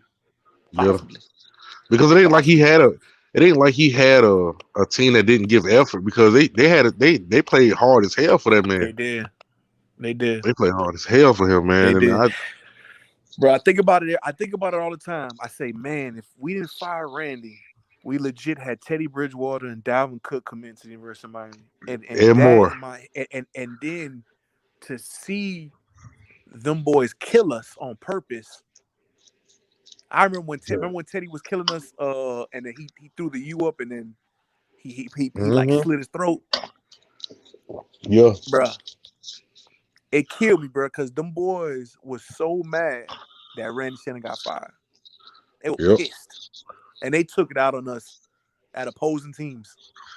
Yep. And I just said to myself, "Damn, bro, Teddy Bridgewater and Dalvin Cook. Can you imagine what we would have did with them boys for 4 years?" Hey, that's not the only ones we missed out on. No. That's not, no. But those are the two that were coming in. That was coming in that class. With Randy. They were coming in with Randy. They were committing. So it's just. Cause we got Tutu Atwell too. We got a lot of folks. Yeah, man, we got a lot of folks, bro. We got everything that came through the. Yeah. But ever since, like I said, ever since Randy Shannon got fired, and then Al Shapiro came with Golden that took bullshit. over. Yeah, that bullshit. This is one thing I ain't never understood. Why the hell we hired a goddamn guy that got to wear a fucking tie? This is Miami. That's, you know what I'm saying? This is I Miami. don't know, but you know what though? I take shots at Al Golden for him not firing his homeboy, his brother-in-law, whatever. With But enough of you. one thing I could tell you that he did do that I commend is he went out there and built our relationships up with all the high schools in South Florida that Randy Shannon for 4 years ain't give a damn about. Yeah. And that right there helped us out a lot. He went to all the schools. He made it his thing to hit all the schools in Miami, all the schools in Broward, all the schools in Palm Beach. He hit all counties. Man, with all the coaches, he started to repair our relationships over the time. And that's how we ended up landing Armand Richards. That's why Armand came over here. You know what I'm saying? So it's like the one of the only good things that he ever did was he repaired our relationship with all the schools down here. That's the only thing I can give him. I can't give him nothing else. But I'll What give about him this? that at least. What about this guy Ishmael? What's his name? What's Ishmael the hell's name? Aristide. Yeah, I mean, I don't know shit about this Ishmael guy. I mean, Aristide, his father's the head coach. I mean, his father's the principal at Northwestern. His uncle is the principal at Central. He's a hell of a recruiter. He's a monster recruiter. Monster. He mainly focuses on DBs. Like he's basically like a DB. What up, Pope? But he's been What up, climbing up. He's been climbing up the ladder. y'all? Y'all hear Texas me? A&M wanted to give him a job, but they didn't have enough. Their coaching staff is full. They couldn't add a position for him. They didn't want to lose him. Jimbo did not want to lose Aristide at all because he was a pipeline for Texas A&M in South Florida. I'm gonna be honest with you. He snatched up a lot of DBs from down here, and I'm gonna be real. I believe that the only reason we got him is because of his recruiting prowess, not just that. And I was just talking this with one of my homeboys earlier today. Yeah. I believe that not only did he take Aristide for the recruiting position to recruit, right? But also think about this, Packy now. Packy has been a special team coach and a striker, right? Strike coach, man. Outside linebacker striker, right? Right. Now he's control of the inside. So since he's been at University of Miami, he's been a DA, defensive analyst, right? He's been special team striker, outside linebacker coach, and now he's going to be an inside linebacker coach. This is the final year of Packy's deal. I feel he's not gonna get no extension here, but it's gonna set him up to possibly get a DC position with a program out there. Not saying he's gonna get the D1 program or like some big, Power 5 conference, but it's gonna set Packy up to get up out of here. So that's what up, Pope? What you say, bro? What up, Pope? Yeah, Pope. What y'all boys talking about? Hey, do Pope. Y'all can hear me? Yeah, I hear you, bro. Yeah.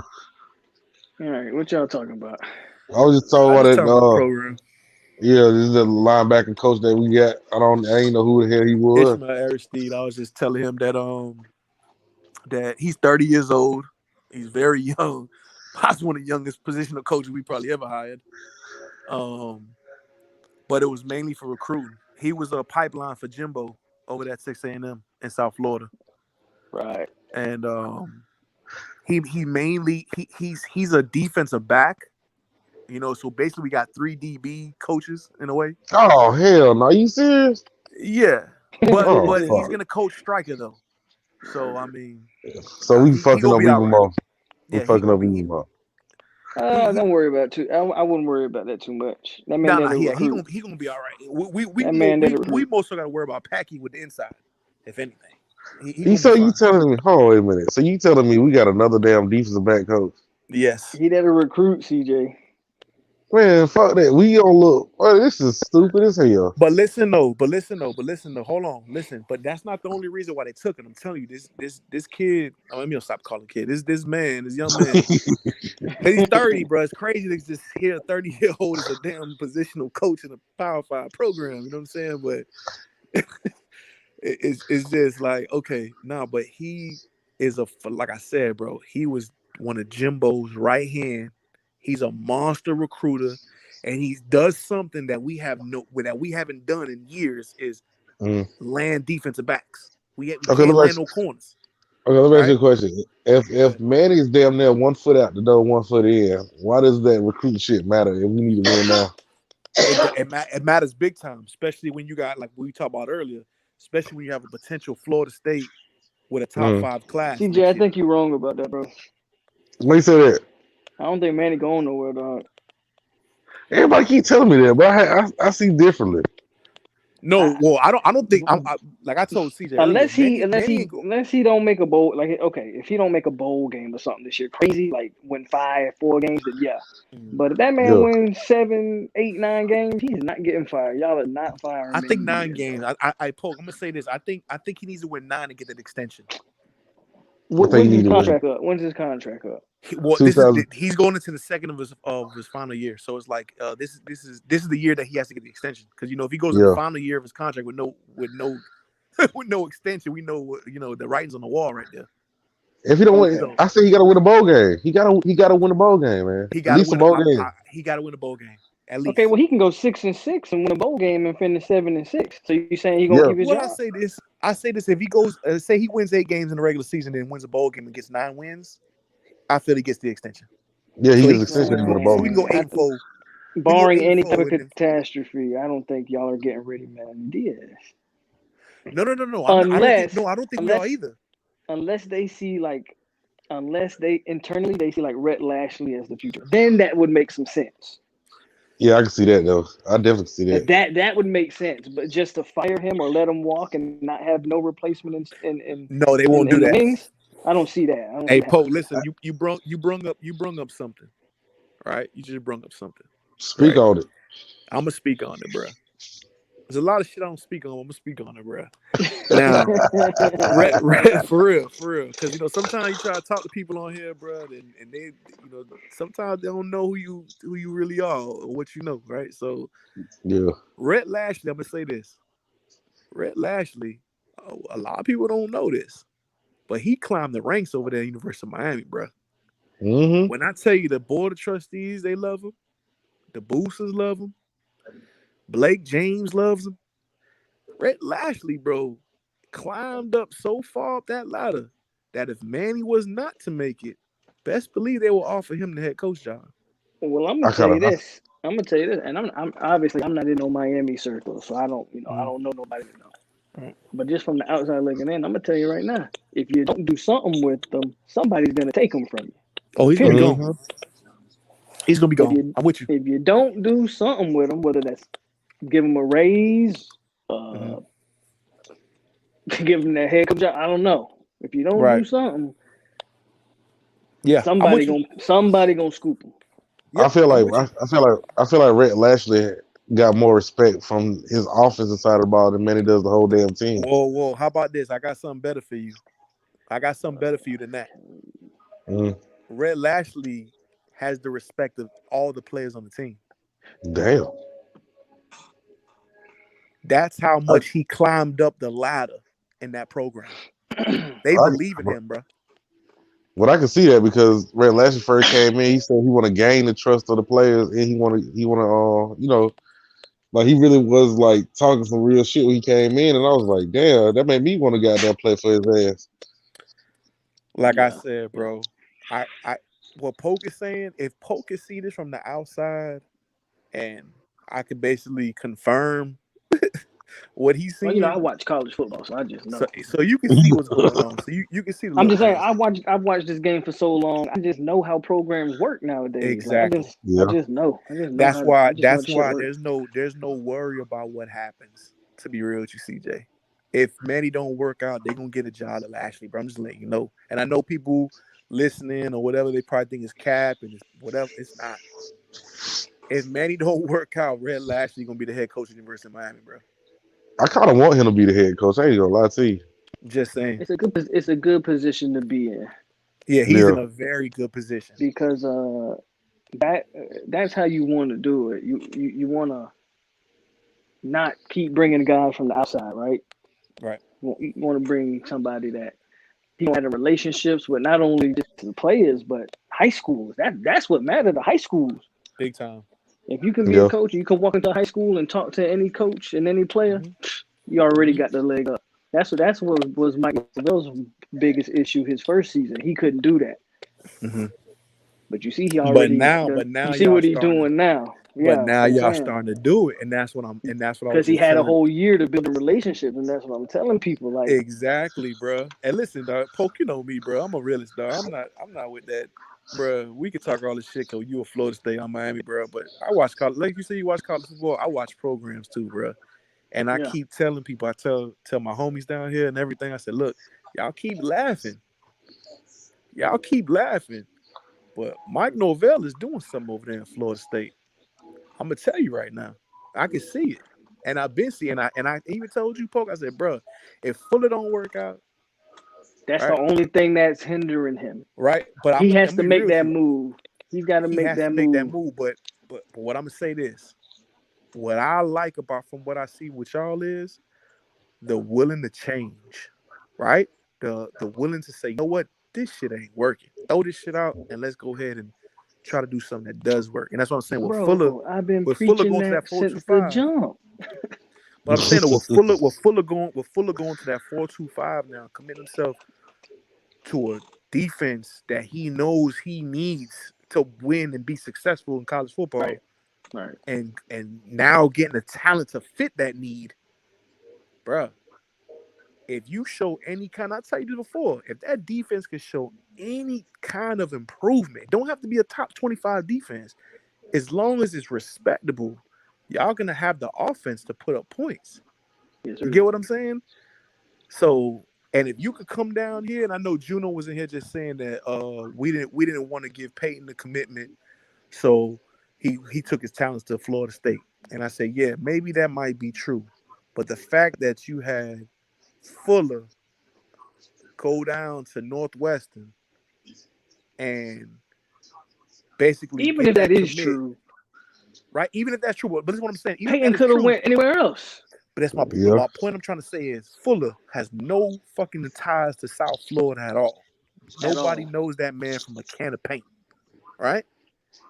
What you just did now is you allowed him to now start to build a pipeline to a very, very, very popular South Florida high school that produces D1 talent. You open up the door.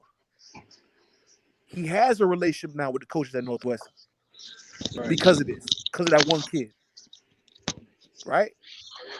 Now, as far as I say, the worry for University of Miami is if Norvell turns this around faster than we turn around here, that's going to be a fucking problem. That's why I'm trying to tell CJ the Aristide hire wasn't for him to go get the best linebacking coach. No, Manny knows what's going on. We can't afford to lose no kind of footing down here. We need all hands on deck. That move, as nobody probably wants to hear this, that was the ACC move. You think Manny and UM don't see what Florida State's doing? Come on. Let's be real. Florida State alumni. It's about recruiting. And they're a Florida team. They're right there in Tallahassee. We can't afford that shit to happen. We need the best recruiters on deck. You get what I'm saying? So that's all I'm saying, bro. So it's like, hey, I say it here. If Poke, if y'all boys get 7 wins and win y'all bowl game, y'all gonna finish the top 5 class.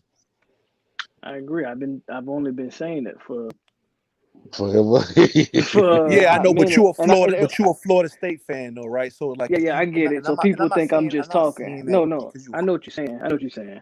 Like, I'm a Florida State fan. I'm supposed to say that. You're supposed to say that, right? But see, me, I'm a UM fan. I'm not supposed to say that. I'm not supposed to say, oh, I'm supposed to say y'all gonna be trash forever.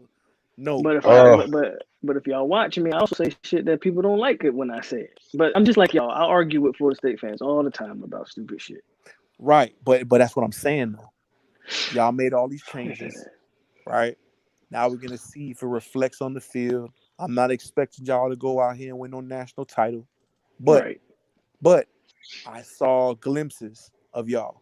I saw first half, y'all a shitty ass team, but in the second half, y'all a different team, which means that y'all got some coaching out there. I'm not saying Adam Fuller, offensively, made the best adjustments, but as a team, y'all made a lot of good second half adjustments. What that tells me is there's some people that know what they're doing, right? Yeah, so it's like with us. Remember with us, we was we was the same. Well, we were first half team. I forgot. Well, under Rick, right? Let's say we under Rick, under Rick. No, under Rick, we turned it up. Yeah, under Rick, we was the same way. Second half, yeah, Rick, but first half we were garbage. We ain't know what Manny. Let me tell you this: Manny ain't fucking with Florida State's adjustments. Period. I don't care we win against him or not, but he don't know how to make no damn adjustments in no other games. He just don't. Yeah, I don't know. See, Manny should do. This is my opinion with Manny.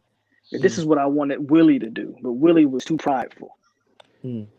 Manny should do what Dabo does. You're not the best X's and O's and coach. That's fine. Dabo can't coach his way out of a paper bag, and can't nobody tell me otherwise. I've watched Dabo for years. He is not a good X's and O's football coach.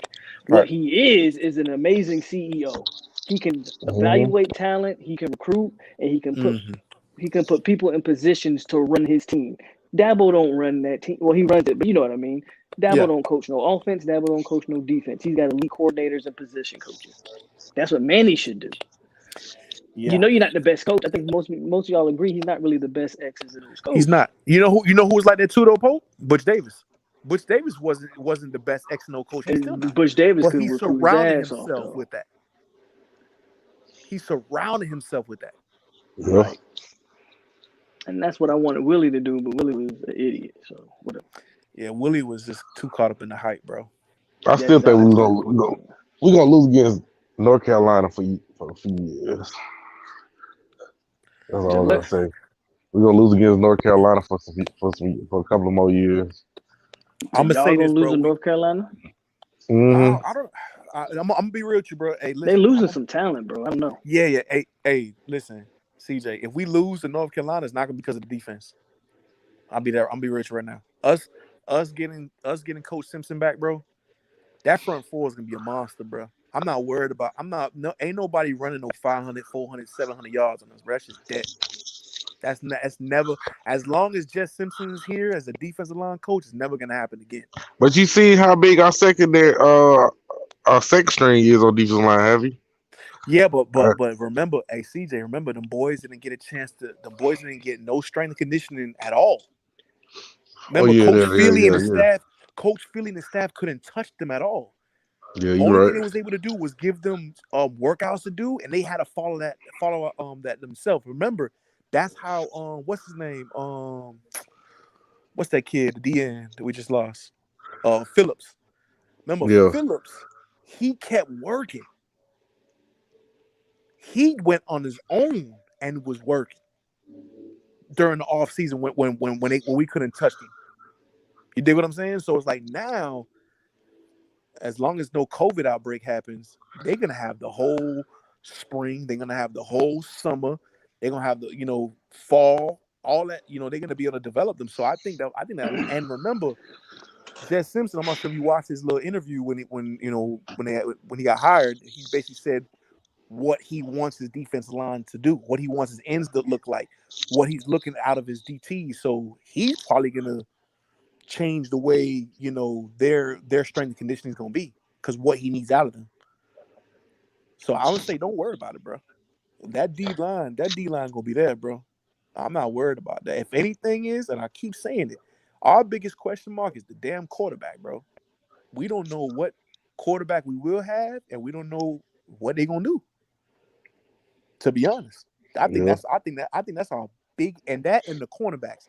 we have no depth. If we lose Ivy and we lose Tyreek that we just got, somebody gets some season-ending injuries, or Al Blaze Jr., he doesn't come back from the because he's still battling with the COVID shit. He has he still has inflammation in his heart. So he still hasn't even got cleared for that. He shouldn't play no more. He shouldn't play no more. Yeah, he should. Hey, Poke, he should play. But from the last thing that I heard, that he still, as of most recently, when they did the testing on his heart, he still has inflammation, bro. And that's what I said. I said he shouldn't play. I said he shouldn't play. Oh yeah, he shouldn't. Yeah, I don't think. No, he shouldn't play. Make it. I don't think, unless maybe by the time summer. Maybe if we go into summer, something happens in the summertime, or but I don't know, bro, because it's been months now, and that kid still has his heart still has inflammation. Yeah, you talking about your heart, like don't play with that. Don't play with that. Yeah, that's what I'm saying. I don't know if he's gonna be ready. We don't know what's gonna happen or whatnot. So right now we don't got no depth at cornerback. So that's our biggest hurt right now. We do. Oh, here goes CJ. You put CJ talking about Pope and Wiggins. Put Pope and Wiggins ass over there. You got some depth.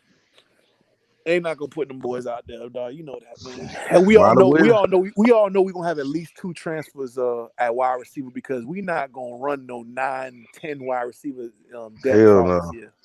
So we're gonna lose probably 2 guys at wide receiver, bro. 2 guys and quarterbacks out in the spring. And quarterbacks. And we probably gonna lose 1 quarterback.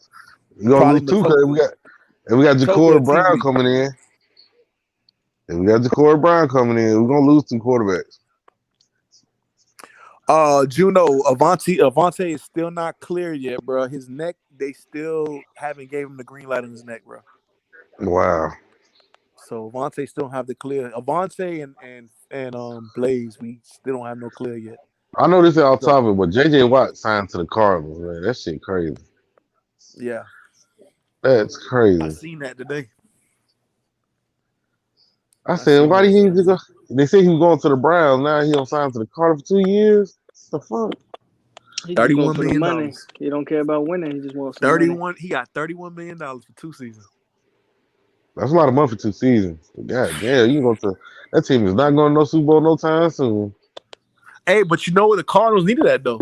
They needed a they got a little solid young squad over there. Yeah, they do. But like you said, they ain't winning no Super Bowl though. No, but imagine if you went to the Browns though. Garrett on one side, he on the other. Oh my God, that is in hell. Hey, that was a good pickup for the Cardinals. Hey, but Pope, let me ask you a question, bro. I saw you did your little video. How you feel about getting that boy? That shocked me. I'm not even gonna lie to you. It didn't just shock you; it shocked the college football world. McCall shocked me. Now McCall went to he go to my high school, so yeah. But in Lakeland, right? That's what you were saying. He from in Lakeland, but he go to Lake Gibson. I thought he was Alabama all the way, to be honest with you. Yeah, that's what they had the crystal ball on him. And I didn't expect to commit this soon. I expected him to commit. Who was his recruiter? Season. Who recruited McCall? I gotta check. If it's in Polk County, I gotta think Odell had something to do with it. Okay. And Mike Whitson. That's probably the 2. Odell and Mike Whitson, probably the 2. That was CJ. I don't know if you was paying attention, bro, but yeah, that shit kind of shocked everyone. It don't shock me here. A lot of people want to go to Florida State. I don't know why, but they want to go there. I'll be in my heart. Let's say something. My little city in America, Georgia, South Georgia. Mm-hmm. These motherfuckers talk about Florida State all the time. I be like, what the fuck y'all see in Florida State? We had a guy from my high school. I forgot his name, Lonzo, some shit like that. Back in the day, he went to Florida State. I said, what the fuck? He went to Florida State for? He said that for quarterback. I'm thinking, what, quarterback or something? I forgot his name, but okay. And then another dude from Lee County, Georgia. You might know who it is. Damn, what that boy name? He was coming out to play quarterback, but he ended up playing baseball. He was from Lee County High School. I forgot the damn boy name. I played against him in high school. It was 2007, 2006, 2007. Mm-hmm. And he had a hell of an arm. He could throw the hell out of goddamn baseball. He could throw the hell out of football. He can run too. I forgot that boy's name. But when he got down to Florida State, he stopped playing football and played baseball. Devontae some shit or something like that. It's some black person name. You know what I'm talking about? I don't know. You're talking about. I think. I don't know. Juno said outside of Georgia loves FSU as well. Yeah, I'm like I'm talking about if I don't see a fucking Georgia Bulldog, I see a damn Florida State. And most time I see more Florida State, I see a Georgia Bulldog. And I don't understand that shit. How the hell you go to? I don't understand it. I don't get it. Florida State so loved in my city. You all have no idea. Georgia fans just started coming out of nowhere recently. That's true.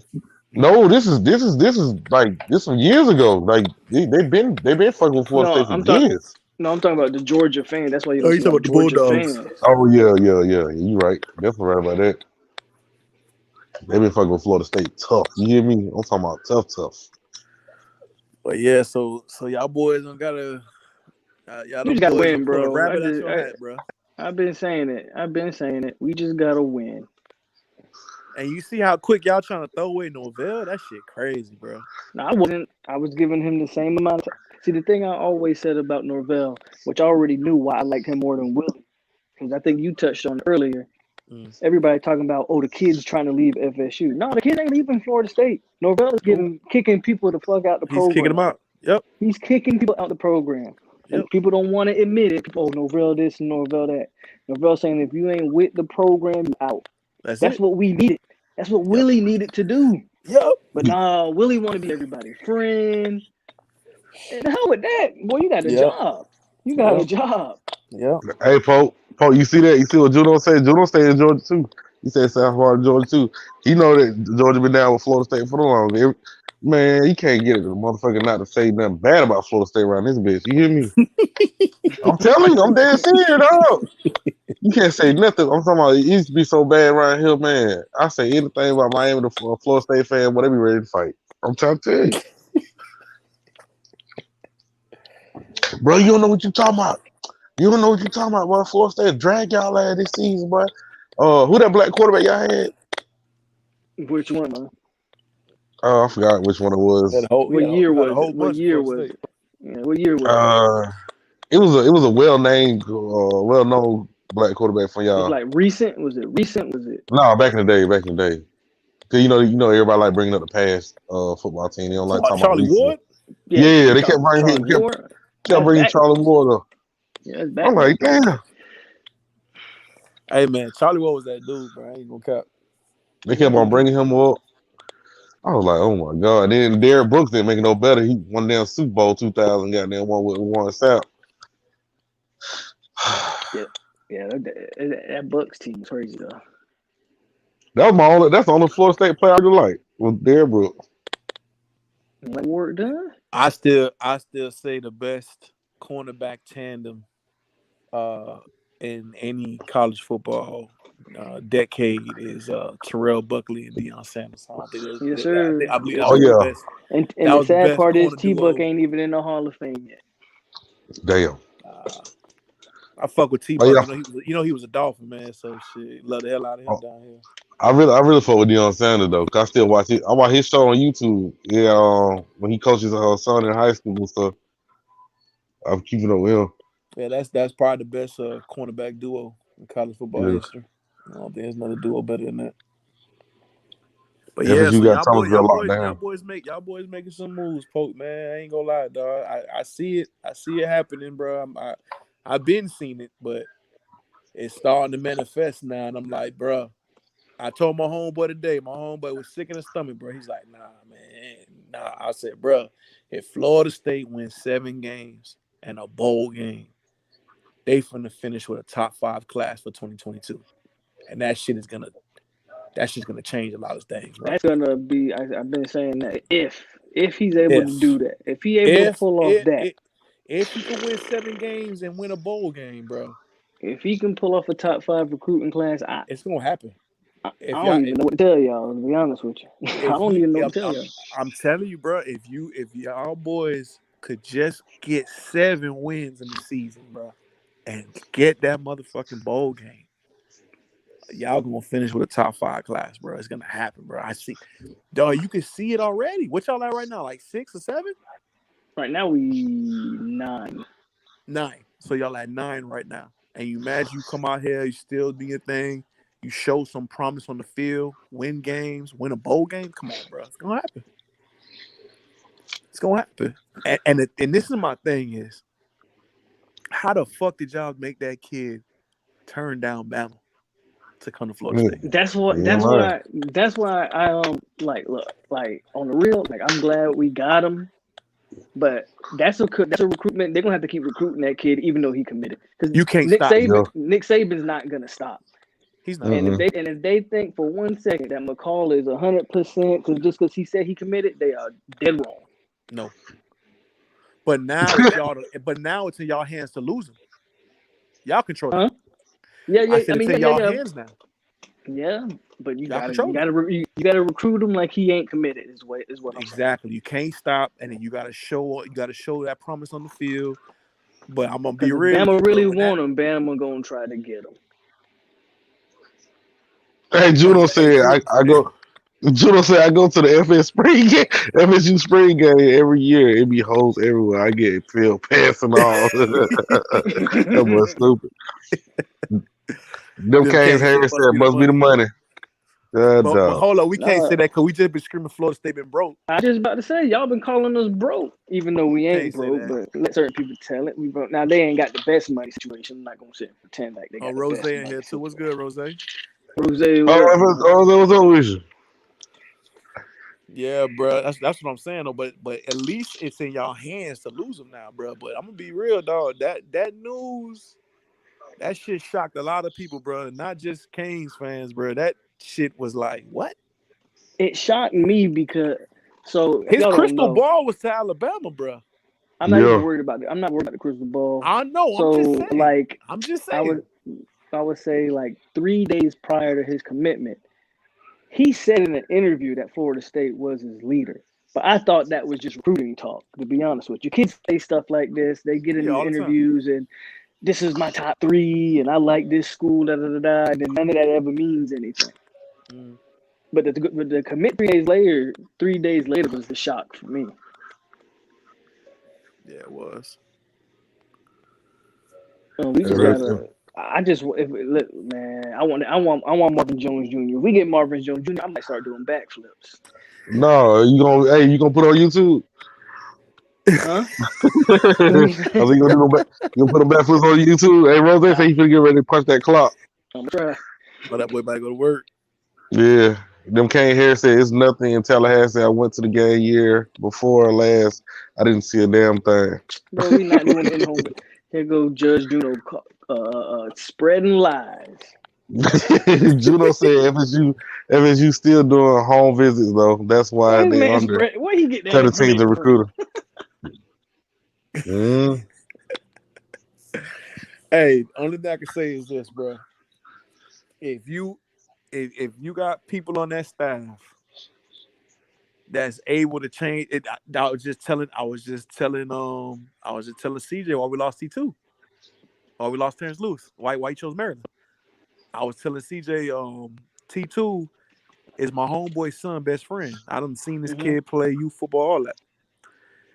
And the reason why we lost T2 is because Coach Loxley, he's a leader. His family feel that was the best fit for T2, and T2 believed in what Loxley was pitching to him, bro. Right? So y'all probably have some similar coaches that's doing the same thing. Well, they believe we lost a linebacker in Maryland too, so it's not really that big of Bro, Loxley snatched 3 kids out of South Florida. You got Brandon Jennings out of Jacksonville, like. Yeah. Isn't that a generation player for y'all? Yeah, like somebody else. I mean, y'all. His brother played for y'all. Yeah. Yeah.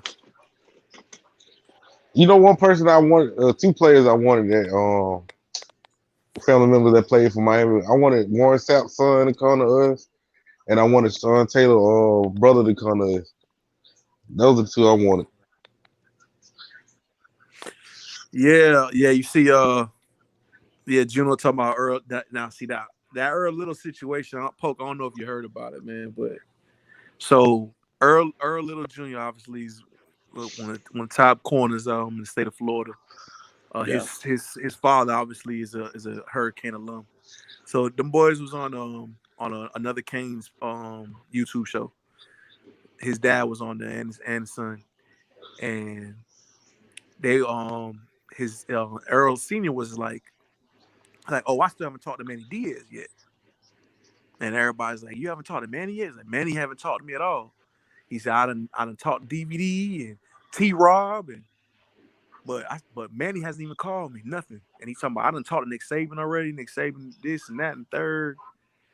And when they was on live, Nick Saban was texting Earl Little Jr., texting his son. Damn. And so then later on the show, Earl Senior, Little Senior was like, oh Junior, when's the last time you talked to Manny Diaz? He's like, man, the last time I talked to Manny Diaz, he Snapchatted me about a month ago. Meanwhile, Nick Saban, he said that texting him right now. Texting him, and he said that they was having conversations about defenses for hours at one point. Him and Nick Saban, and this is a problem. I was telling CJ is when you have an on-the-job training head coach, and you have but Manny should know better than that. I don't care. I don't give a damn. Manny should know better exactly. Than that. Thank you. He should. He's been coaching especially long enough. the defensive coordinator. That. Hey, bro. Especially the defensive coordinator. Pope, I'm with you 1,000%. But again, when you put somebody out of their comfort zone, you put them in a different world. They might not do the similar things they did when they was in the spotlight. And Nick Saban is a dog. The whole point I'm trying to make is Nick Saban is a dog, 70 years old, whatever. He doesn't stop. What's up, man? You know what I mean? Saban, when it comes to recruiting, and people, y'all ain't gonna like what I'm about to say, but Saban does exactly what Bobby Bowden used to do back in the day. Right. Bobby was the ultimate recruiter. Like, he could go into anybody's hood, anybody's area, kick it, stay the night, and then you'd be committing the next day. And I'm gonna be real with you. I feel that I don't feel Manny's that guy when it comes to that. I feel Rick was able to do it. We saw Rick do it. Rick going to people's cribs and people mama house, eating food, and Rick had that personality. He's impressionable, and you know what I'm saying. Even though he was on the way out, but I don't think Manny got that. I don't think he got that. I can come in the house and we finna vibe, kick it. Dig what I'm saying? I don't think he has that. I don't think that's him. That's why he's around himself with people. He's a fucking car dealership. He's a car dealer guy. Yeah. He's a car dealership guy. Yeah. That's it. I don't know. Juno said HR. Deep in another line. Yeah. Hey, Norvell gonna rock them braids. He gonna go to hair and rock them braids again.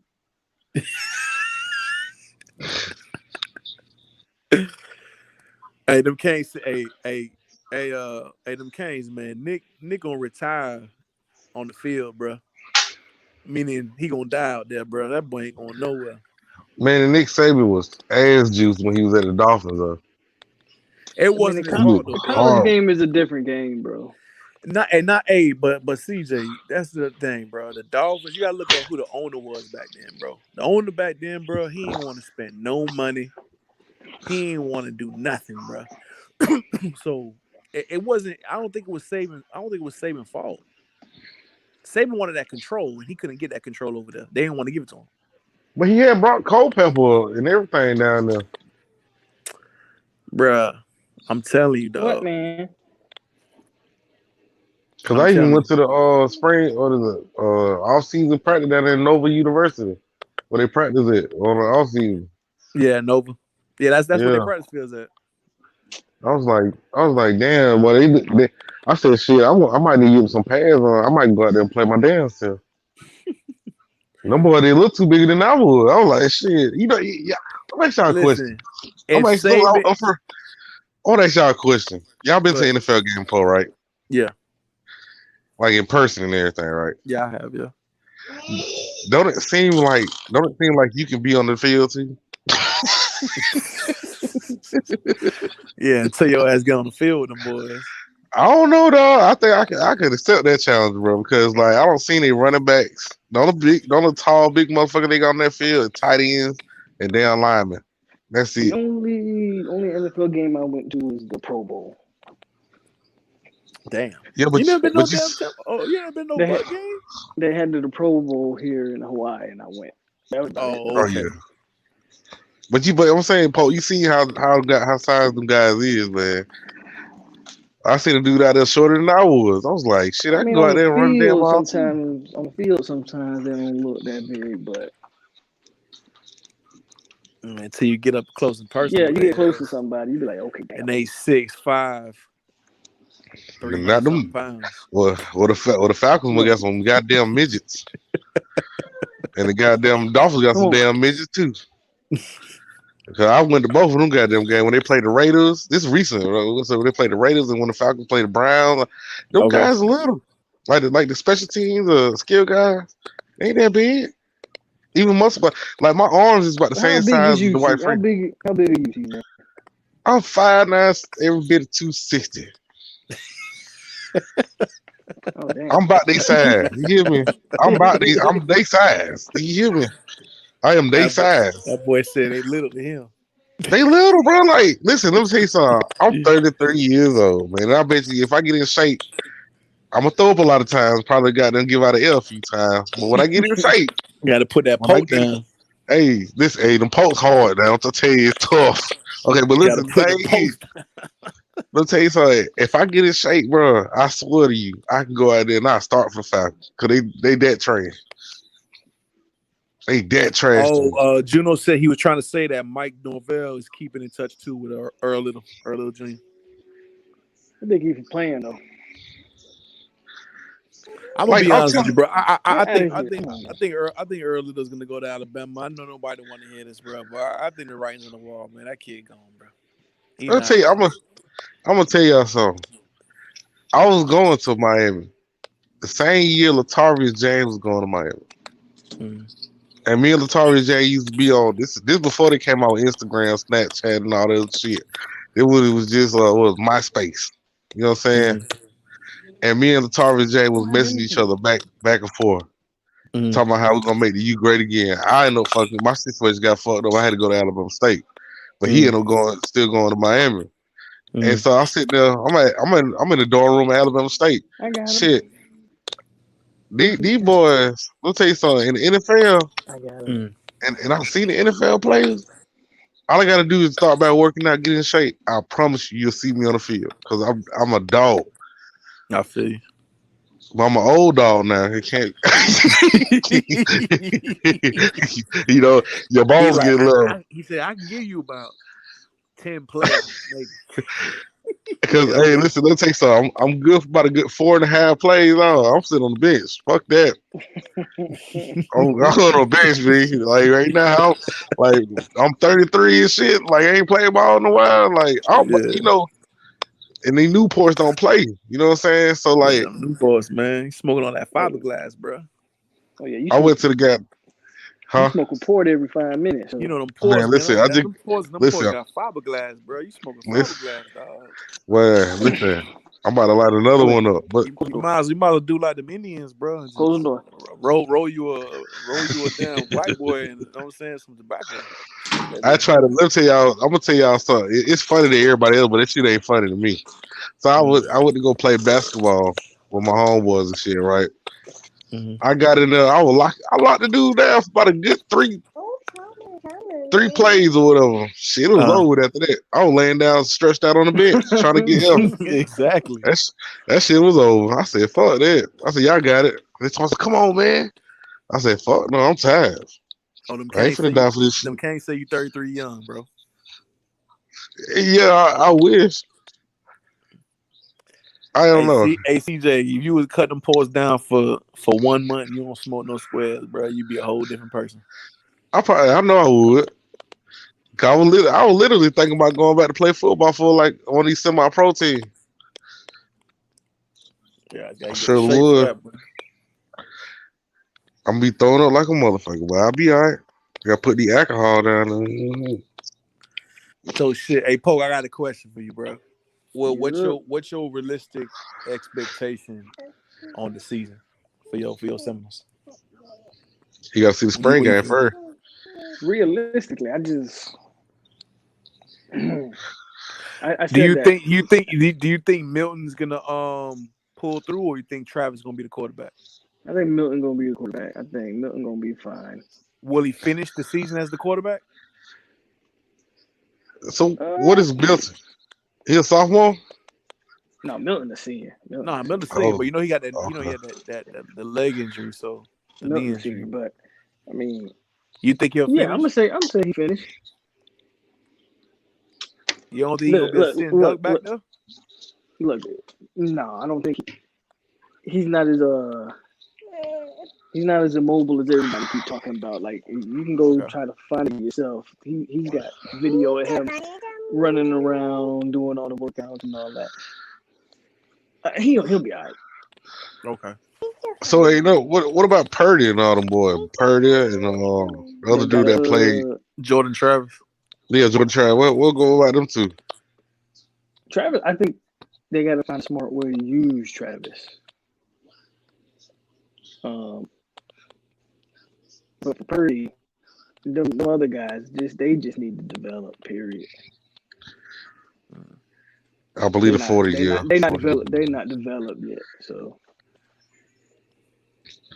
you think Milton gonna be able to make the season? He gonna be able to make the whole year without getting hurt? I mean, I'm gonna say it like this: if he doesn't, then his football career period is over. So, I mean, he had the type of injury where he could have literally lost his leg. So if he messes that knee up again, his career is over. Because no NFL team is gonna risk that.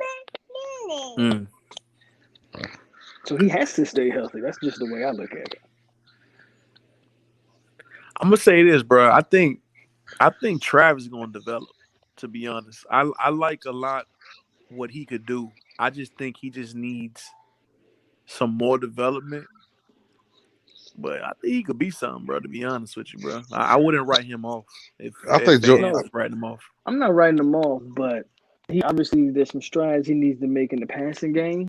Yeah, and it won't hurt him to learn behind a guy like Mackenzie Miller. Yeah, so I'm not writing him off either. And you got Novell and Kenny Dillingham there, bro. So ain't no reason not to learn how to play a quarterback.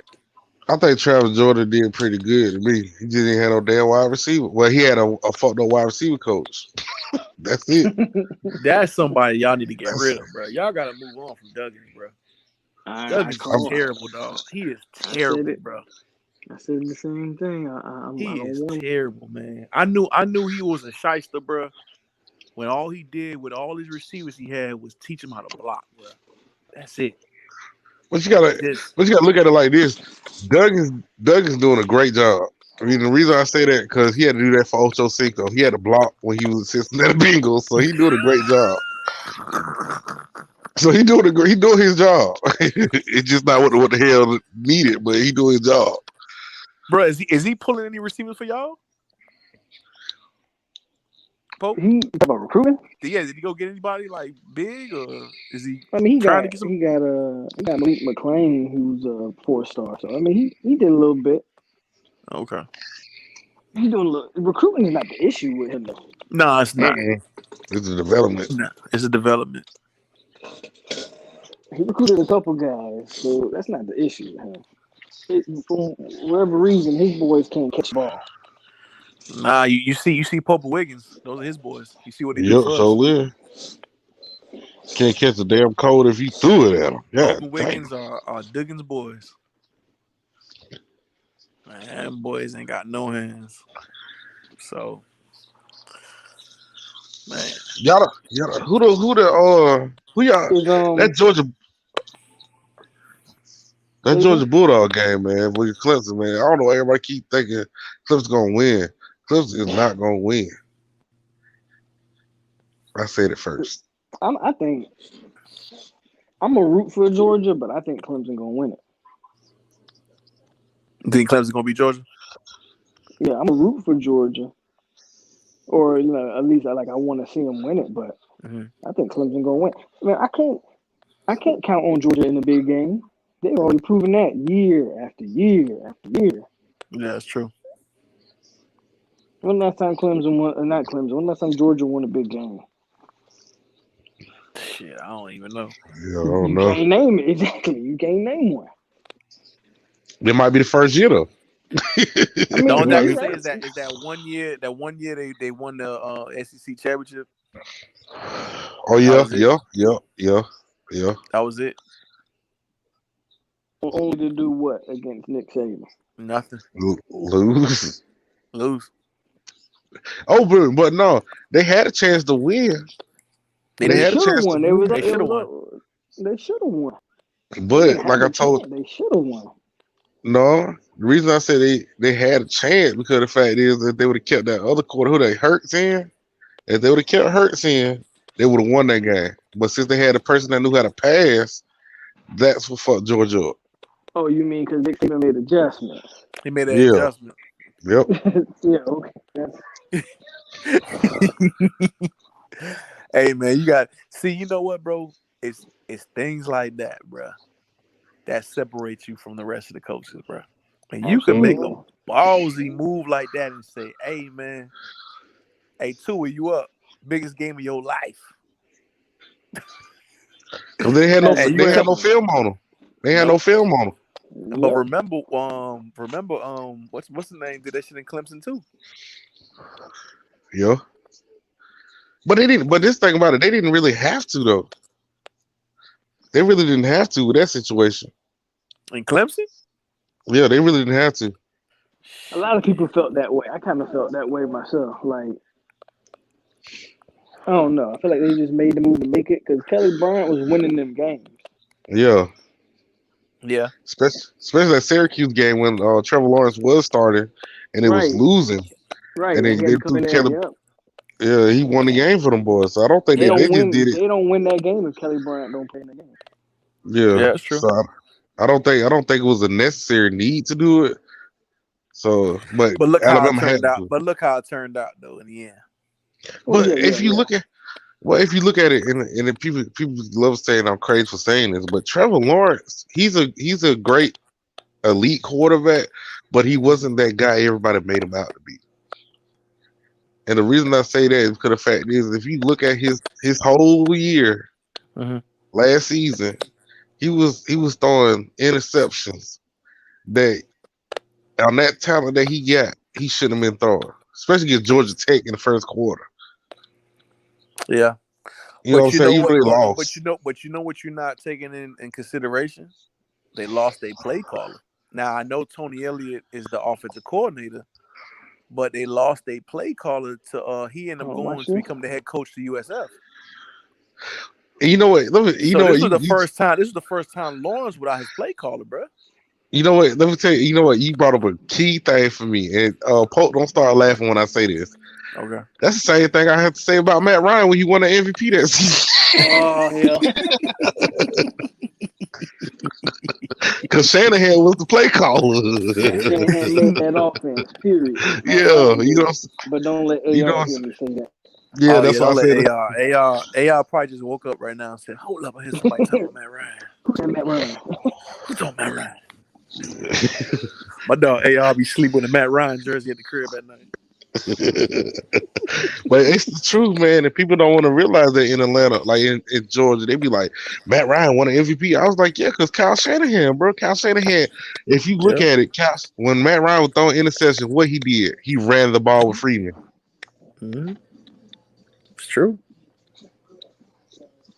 I'm telling you, bro, them play callers, man. That's why I said Trevor Lawrence looked different to me this year. But this was the first year without his play caller. His play caller got that promotion over there to USF as the head coach. So and now Tony Elliott, I believe he took on the play calling duties as well now. Because before he was just like, playing out the offense, game plan. And then I believe the court name is Green. I think that's his name, because he was the wide receiver coach / play caller. Yeah. So again, Trevor Lawrence looked. I agree with you, bro. He looked different this year. And then let me throw something else out. And Pope, don't laugh either when I say this either. And the only reason why Matt Ryan got them yards is because the fact is the yards is after the wide receiver caught him. I'm just gonna put it out there. Man, I ain't talking about Matt Ryan no more. I'm just saying. Yeah, man, you gave Matt Ryan too much press, bro. Last time I talked about Matt Ryan, AR got really in his feelings. Oh yeah, boy. Yeah, AR was pissed, boy. That boy whole tone didn't change. Yeah, we're gonna teach you. My dog sounded like he was about to take his ball and go home. I was like, I'm good. He was like, yeah, man, I was just saying, because I've been watching Atlanta. I've been watching the Falcons since they went to the Super Bowl the first time in '98 when they played the Broncos. You know what I'm saying, with Chandler at quarterback. Dirty Birds. You know what I'm saying, them real dirty birds. Jamal Anderson was out there doing that dirty bird. Exactly, and folks get locked up at the Super Bowl and shit. You know what I'm saying, and and so. I've been watching them for the longest, you know what I'm saying? So when I sit there and I see a quarterback that got good because of the fact that the coordinator made him good, I gotta call it out. Like I've been watching about the same amount you have. You know what I'm saying? So, bro, we can say the same thing about what Ken Dorsey did for Cam Newton and Carolina. Yeah, you know what I'm saying? MVP season. We could talk about the same that Ken Dorsey doing over there in Buffalo with what's buddy name? Josh Allen. Josh Allen, yeah. Look what he turned. Josh Allen, they said he was gonna be a bust, and look what Dorsey did with him, bro. That's crazy. What is, boy? Now I said if he came to Miami to be a head coach, but I believe we'd be on a win thing right now. I don't care what nobody say. Dorsey gonna get a. I was hoping we were gonna hire him as the OC for the Dolphins, but they ain't go with him. But Dorsey, he's gonna get an OC job out here, bro. It's gonna happen. Most definitely. He gonna get an NFL because, bro, everybody now, because at first people were trying to say, oh no, Cam Newton is this tremendous talent, which I'm not saying he's not. But if you go look when Dorsey had Cam, all those was his best years. When Dorsey left Carolina, Cam went into the trash can. Well, not only that. That had a lot to do with Cam body breaking down too. That's true too, but man, Cam played the game different than any quarterback we've seen. That's true. He think he a damn running back or something. Right. What broke? I'm gonna tell y'all a secret. What broke Cam Newton body down is going vegan. Yeah, he do go vegan. He is vegan now. Chad Johnson told him that. I saw an interview with him and Chad Johnson. Chad Johnson told him he need to stop eating that vegan shit. He went vegan, and that's when his body started breaking down for real. That's why I said because if you go vegan, bro, you gotta find to get that calcium from somewhere, bro. You gotta find to get certain things, bro. And I'll tell you, every athlete that plays football that goes vegan, their career goes down. Look at Aaron Foster. He went vegan. Where his career went. You know what I'm saying? I didn't even think about that. I think Von Miller went vegan too. Who that? Von Miller. Oh yeah, he fell off. You know what I'm saying? And he was dominant. Yeah, because he eating. Von Miller got small as hell too. Now I think about that. He did. All right, he went vegan. You cannot go vegan playing football. You can do it with playing basketball because you got stick people playing basketball. Look at Kevin Durant. You know what I'm saying? Yeah. But it's the fact that you can't do that in football. You can't do it in football. Nah. I don't give a damn nobody say.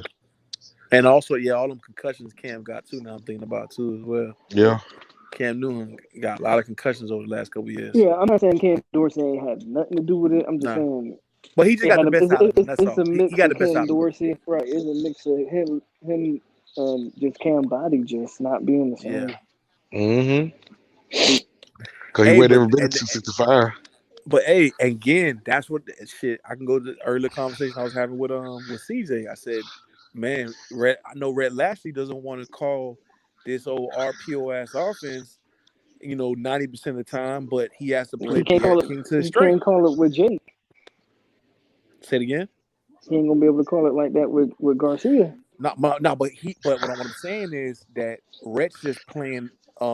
He's just coaching and drawing up the plays to D'Eriq King's strength. That's all. You know what I'm saying? That's what D'Eriq King does well.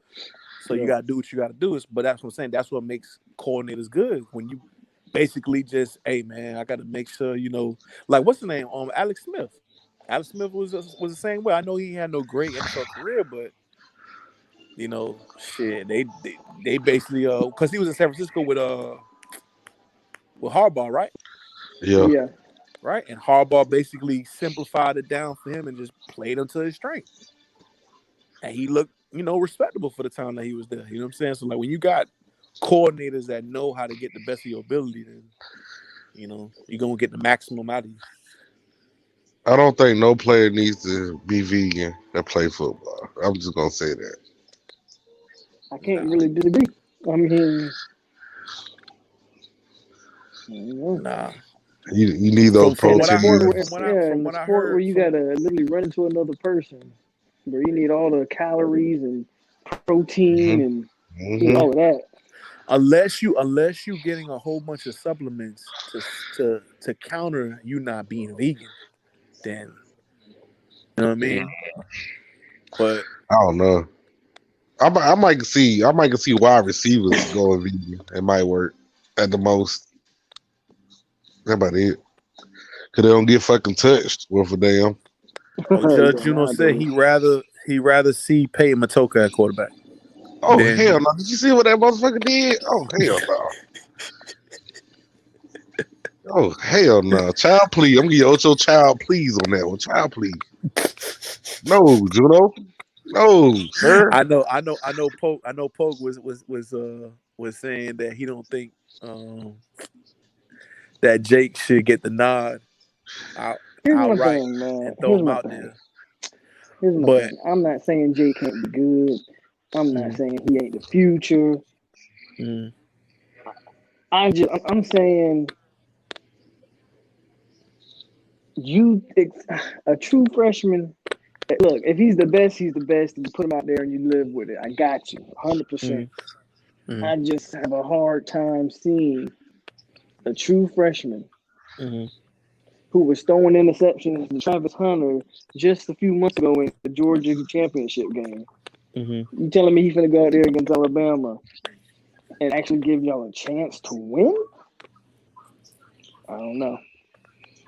But then again, I don't know y'all other quarterbacks like that. So all right, so you got TVD who came out of the Northeast. He didn't see no elite defenses in high school. He's a big quarterback. He's kind of like Tebow-ish with his body build. He can escape and possibly get you a couple yards or whatever. He got a decent arm, but he didn't in high school. He didn't see elite talent defensively. Period. Matoka. To be honest, I believe Matoka is the better quarterback out of him and TVD. And I mean, if you're gonna go with anybody, if it's not, I mean, obviously King is. I don't know if King's gonna make it. Some people think he is gonna make it. King's gonna be the starter, or whatever, for Alabama. But all I'm trying to say is, what happens in this spring game if the true freshman beats everybody out? What do you do? Like I said, if he's the best, he's the best, and you go with the best. That's all I'm saying. All right, I'm gonna ask y'all this: if he's the clear-cut winner in the spring, then we got to sit back and look at it and say, what do we do? Do we go with the runner-up? But I'm gonna tell you this. I'm gonna tell you this off the rip. If you go with Garcia game one, there's only two outcomes in this game. You go with Garcia against Alabama game one. He's either going to be because Alabama's not going to have any film on him. Mm-hmm. And if he has, the talent and all that, he either makes that game extremely close, right, or y'all get blown off the damn map. Right. Like there's no, like there's no. But it's the same thing's gonna happen with Matoka. There's no 38 to. No, I'm talking about he's gonna throw 5 picks, and y'all are gonna get routed. And the same thing's gonna happen with Matoka or TVD. Yeah, I'll put like this. Between TVD, Matoka, and Jay Garcia, Matoka TVD been on the squad for a year or two. Okay, granted that, but at the end of the day, they have not played a full game, so they're on the same level as Jay Garcia to me. Not really, because at least they've been practicing for a year against a Miami level defense with college speed. Jake has seen college speed. I give you that, man. I give you that. Yeah, but but our defense ain't been hitting on that either. So I mean, it's not the same defense as Alabama or something like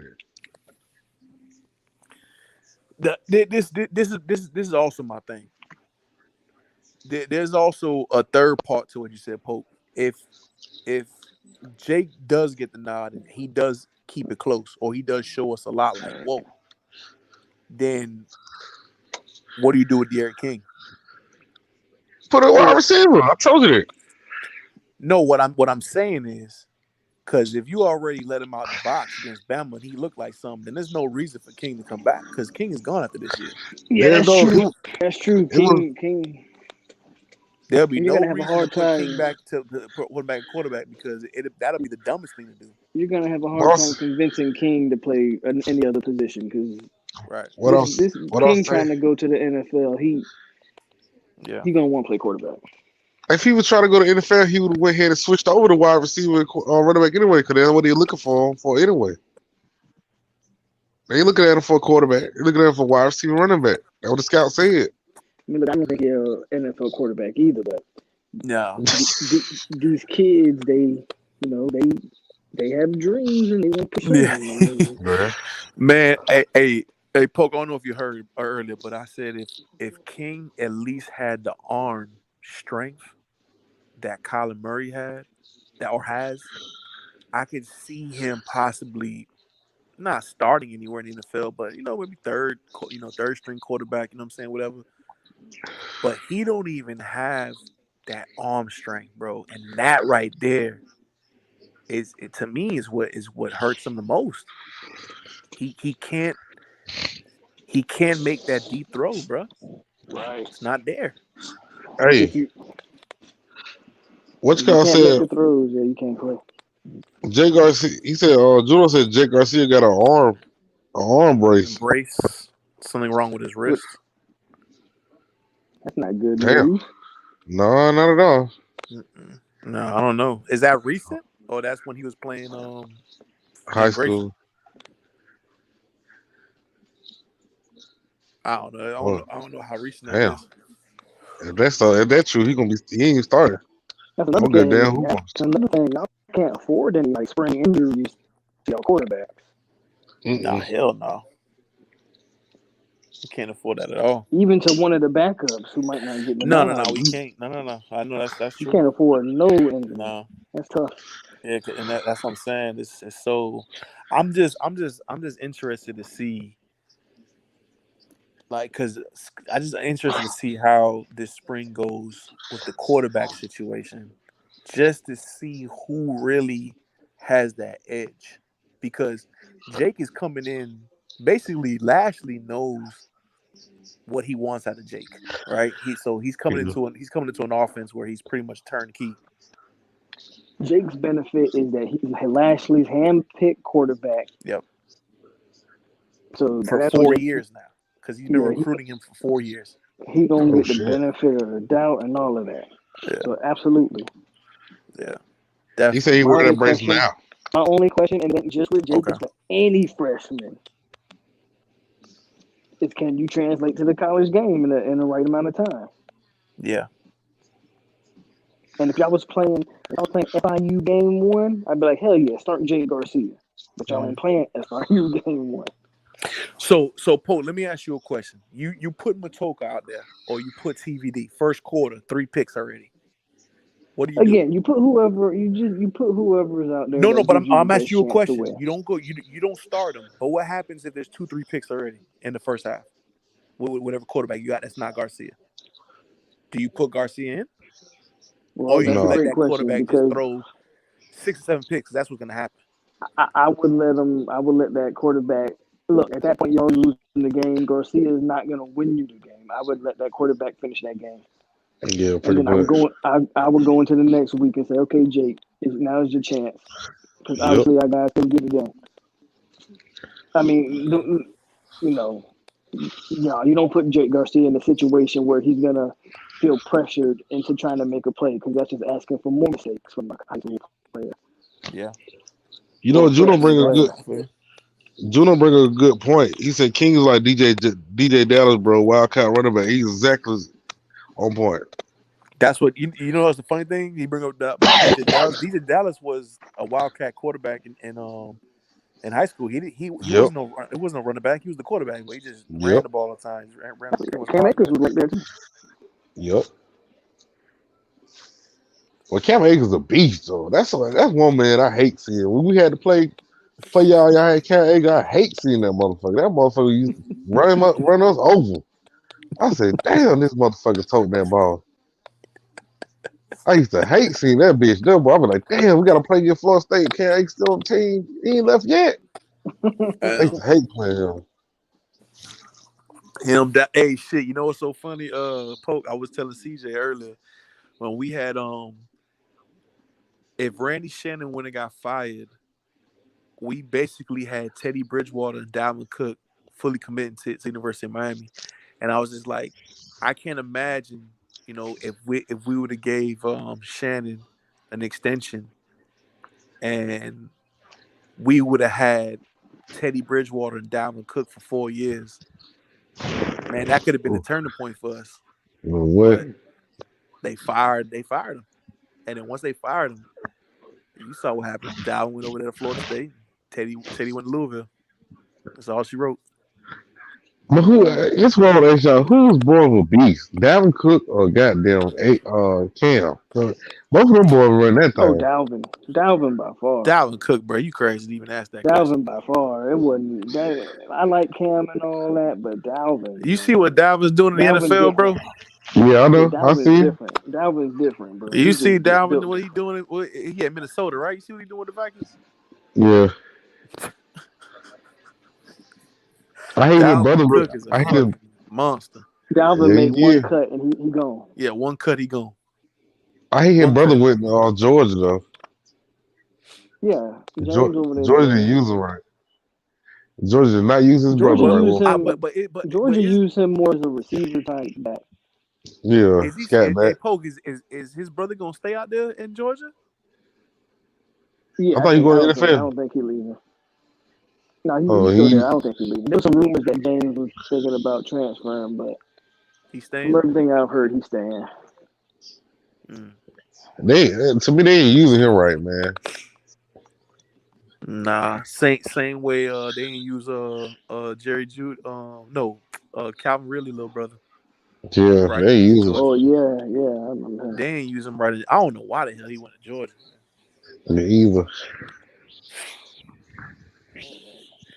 Georgia definitely know how to produce some running backs, bro. But I mean, outside of that, that's about it. That's it. Quarterback, receiver, and tight end, you could put that shit in the trash can. Like literally,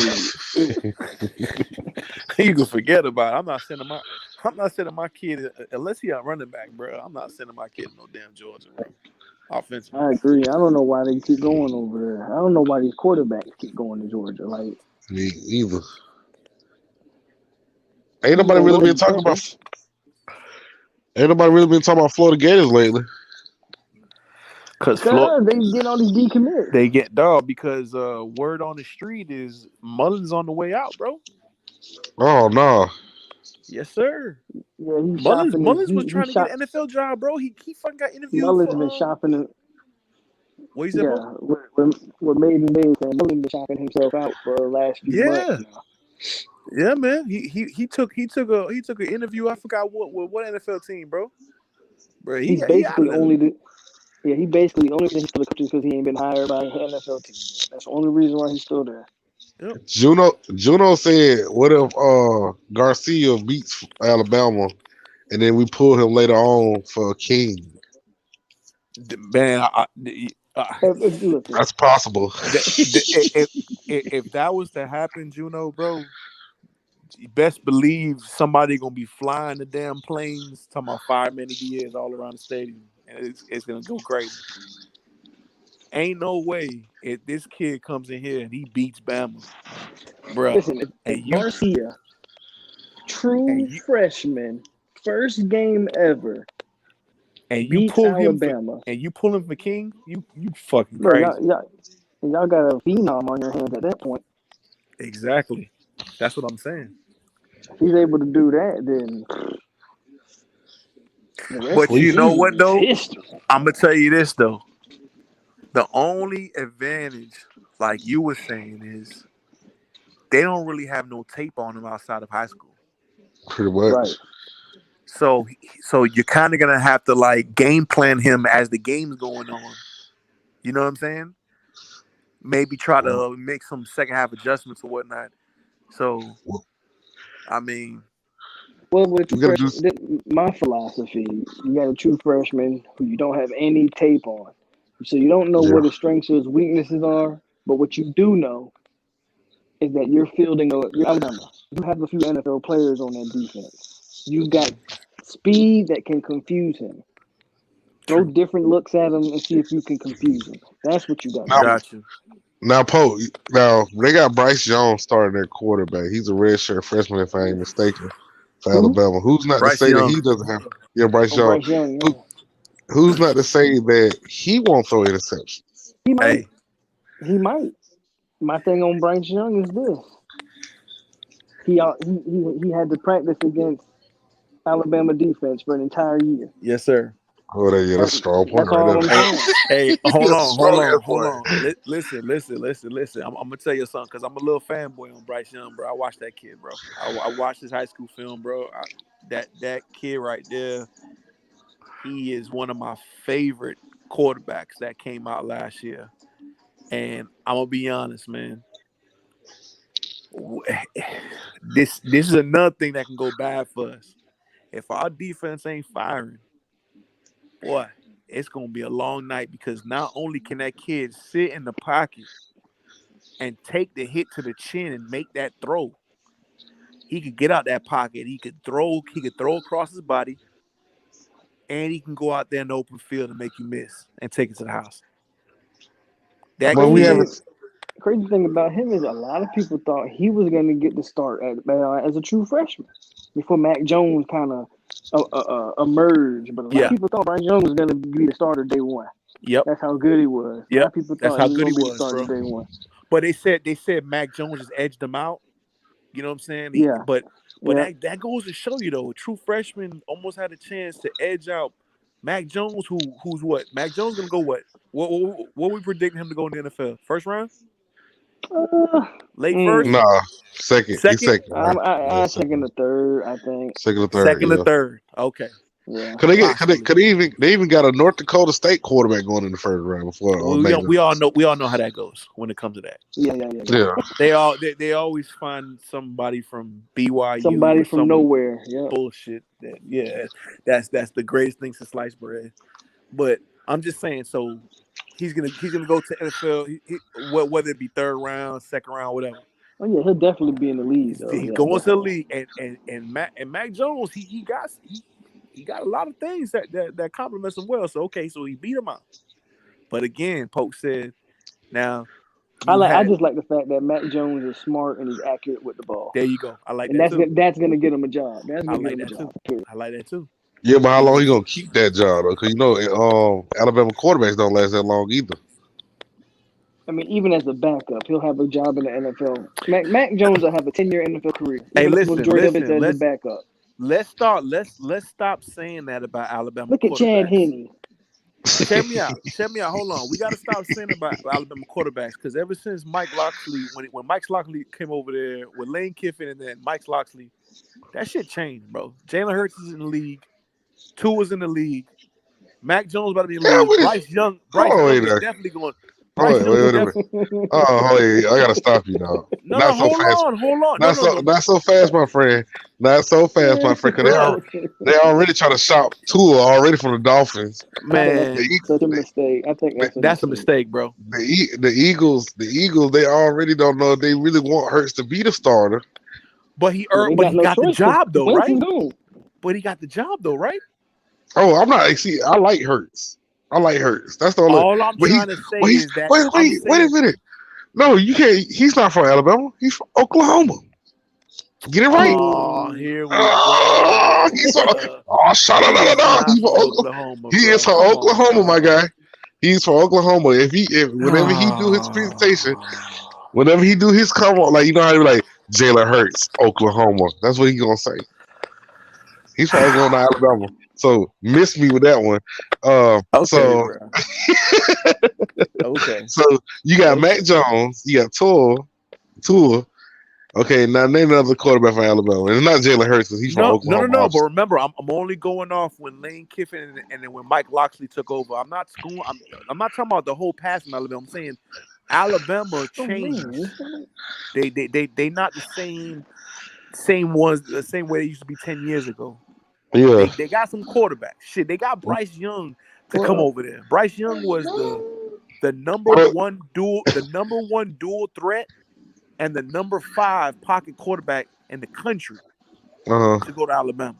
Hey, hold on, wait. T2Y, what's up? He said, shout out to Jameis Winston workout tape. And then the T2Y said, why did I just wake up? But go ahead. Wake up with the bullshit. That boy T2I woke up on the Florida State. Hey, I ain't gonna lie, that workout tape looked funny as hell. Y'all saw that workout tape? That's tough. Morning. Hey, Paul, what's your boy doing out there, bro? T2 ain't say good morning. What's going on, y'all? Just wake up with the bullshit. Hey, Poe, what was Jameson doing at work? Man, Jameson working out, man. That's all he is. He man just lifting weights. Like he was. I gotta go watch that. He was just lifting weights. Hey, why was he squinting? I thought he got the eye surgery already. Hey, if people lift weights, they make funny faces. That's true too. That's very true. But anyways, bro, all I was saying is I think Alabama they changing the narrative at quarterback. That's all. I'm just saying, man, at the end of the day, when it comes to Alabama, the running backs that they don't have in the league, Sean Alexander, Mark Ingram, and Travis Henry, those are the only one that has been successful. Quarterback. I don't know. You know what I mean? Mark McCarron is probably like the best quarterback to come out of Alabama in the most recent. And who he play for? Pretty much nobody. Mark McCarron was just a backup, bro. He was just a guy you put in there when your starter got hurt. That's it. I mean, not Mark McCarron. AJ McCarron. Was it AJ McCarron? I forgot. It was Mark, AJ Mark, whatever. What Pope go? Yeah, but I'm just saying. What, you not there? No, he ain't there. Oh, he probably got dropped off the stream. But yeah, like I said, it's like Alabama run their players to the ground though. Hey, man, you already know the boy's trying to get the natties, dog. Hey, Hurricane T2Y said, I thought he was about to hit himself in the head with the weights. Oh yeah, bro. I don't know what the hell he was doing. That boy was wilding. Man, go to bed. But Bryce Young, though, man, I'm gonna tell you this, man. That's something that we're gonna have to worry about, bro. I'll be honest. That kid is nice. Pope T2Y come for. He said his footwork looks like he's stomping roaches. Oh my god! Damn, I gotta watch this. I gotta watch it, man. I ain't seen it yet. Hey, Pope, what's going on with your boy James, dog?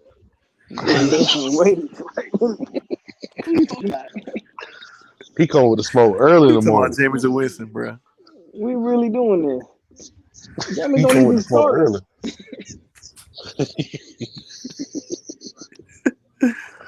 He come with the smoke early in the morning. Yeah, that shit too funny, bro. Oh no, it's just this is gonna be between me, NFL and college football season is gonna be a very interesting season. Yeah. Especially with the Falcons might be getting Justin Fields. Them James Harris said he was practicing to catch crabs. Wow. Oh. Damn. Oh damn. Like I said, we all like crabs, so I don't know. I like them. Oh shit, bro. That shit crazy, dog. I don't know. But man, hey, when y'all spring practice start, Pope? This month, I think next week. I think it's next week. Yeah, I think all starts on the 12th. I think it's next week, and then our spring game is April 10th. I know that for sure. Yeah, boy. I'm waiting to hear what all the news gonna be, boy. I know everybody gonna be. Is James Williams on campus? Say it again. James Williams, he on campus? You said James Williams at camp? Yeah, is James Williams on campus? He was here early enrollee? I believe James. Is it James or Leonard? One of them is not. I think I know Leonard is. I think Leonard is on campus. One of them is and one of them isn't. I'm just curious about James because I'm interested to see how y'all use him. Me too. That dude is unique. He is, bro. He's big. He's you don't get that. What is he? 6'5", 230 at safety. Like, I'm interested to see how y'all use him. Leave it on the damn Manny Diaz. He'll be sitting on the sideline. Is he gonna be a safety? Is he gonna be a linebacker? I'm gonna say this if you wanted him to. Hey, listen. I'm gonna say this, bro. I think he's gonna be playing a lot in the box, bro. I see him coming in that box a lot, more so than dropping back in coverage. Basically, an extra linebacker. Pretty much. Okay. Norvell basically call him like another striker in a way. Norvell getting them recruits, and too bad after 3-9 they're gonna decommit. Oh, he said James or Leonard is not on campus. Okay, so both of them are not there. I'm not paying no attention to T2. Yeah. T2 wasn't getting none last night, so he woke up with attitude. Oh no! Damn. That boy say he got that DD out here. He got that dry dick.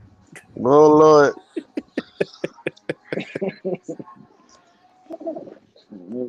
Wifey made T2 sleep on the couch last night.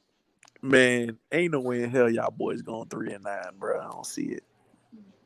If we go 3-9, then 3-9, Norvell gonna get fired, bro. Yeah, he's gonna get fired. That boy get fired. Go 3-9. 3-9, and there's no excuses too. Y'all got a whole spring, summer, fall. No excuses, right there. No excuses, bro. He said James was at a private school, can't enroll early. Oh dang. Oh yeah, he was at he was at Heritage. I don't remember. No, Heritage let him enroll early. Not Heritage. So no, where was James at? Yeah, I think Heritage will let you enroll early. He wasn't at IMG, was he? No, he ain't play for IMG. No. I know that for a fact. And IMG will let you enroll early too. So T2, I said not with this Latino. Whatever. But shit, I mean concerned. I'm gonna say I'm concerned gonna be them damn quarterbacks too, bro. We gonna have them corner boys. Them boys can't get hurt at all, dog. We can't afford to lose nobody at cornerback. Unless Popo Wiggins gonna be over there for real. You got me younger than this motherfucker. Yeah, I'm gonna say unless Popo Wiggins gonna be out there for real. We can't afford to take no injury at cornerback whatsoever. To be real with you, bro, in this 2022 class, bro, we need to get like at least 3 to 4 cornerbacks, bro. To be honest, at least 3 at the minimum. I don't know what the hell Manny gonna do. We need 3 cornerbacks, bro, at the minimum, because we got nobody. I don't put my hands to the sky with Manny, man. I ain't too much sitting there figuring out nothing he gonna do. He's just gonna do whatever the BS count with. What is your problem with Manny? Huh? Because he took that problem with Manny? He took that favoritism too strongly from Mark Richt, man. Is it because of Perry? Yeah. Because of Perry, okay. Because of Perry and Christian Williams. Christian Williams had a scholarship to go to Alabama and Oklahoma. It's not even just that, bro. It's not even just Perry or Williams. It's McLeod.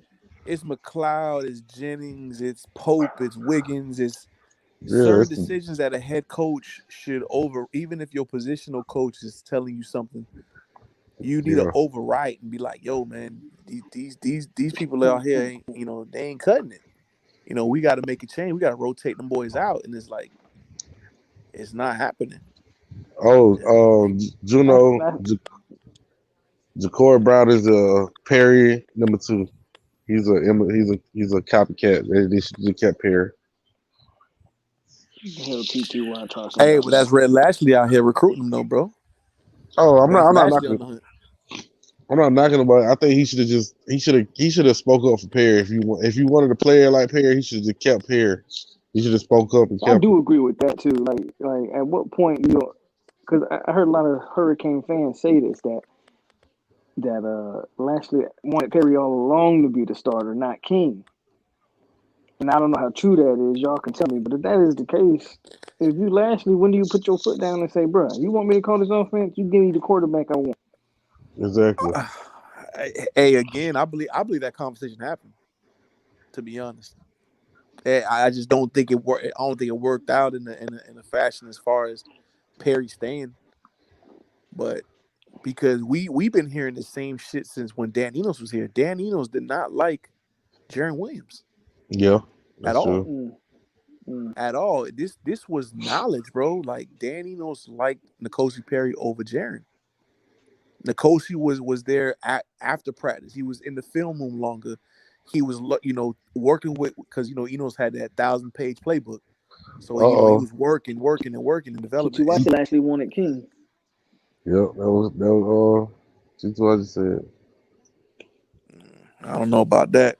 How can you want somebody? How can you want somebody when he wasn't even the OC here? Didn't Manny Diaz recruit King before, or went out looking for a quarterback before he even had a coordinator? He fired Dan Enos. Yeah, because that story didn't make. I mean, Tituaje, he been told me that Jackie said Enos. Lashley wanted King. But I didn't. It didn't make no sense to me because the fact is, I was like, he didn't see what Perry could do. But he said that what he wanted was King. So hey, I was like, but you open that damn playbook open for Perry though. I saw that. I'm gonna say this, bro. Lashley wanted Jake Garcia. He ain't want no quarterback that was on this roster. No. That's who Lashley wanted. Lashley wanted a guy he coveted for 4 years now. That's who he wanted. Lashley dealing with what he has. Now he got what he wants. So I mean, I can't see how we would, like say De'Aaron King was a freshman, right? You basically say we run this offense for 4 years or 3 years. We don't run a vertical offense.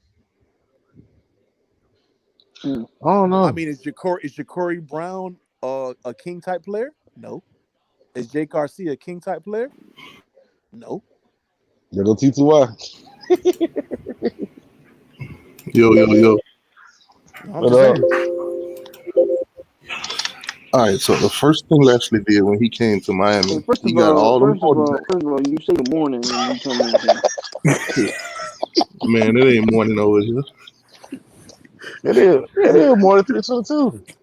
Man, I'm Jamaican. It ain't morning until the sun get up. Oh, okay, say no more. No, but the first Say thing, good evening. Good evening. the first thing that Lashley did when he came here, he got all of them in the room. He got Perry, he got Jaron Williams, all them boys. He told them straight up, I'm going into the transfer portal. I'm going to get King. I'm going to get my quarterback. Going to get somebody that's been running the system. Going to get somebody that I've been recruiting for a while. I played against. I know he knows how to run the system. Okay. That's the first thing he did. So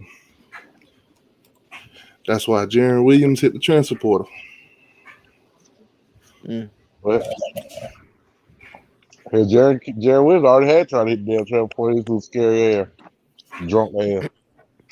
I mean, Jaron Williams right now, he's finally getting over Miami. So he finally put down all them Miami stuff that he had on his Instagram or whatever.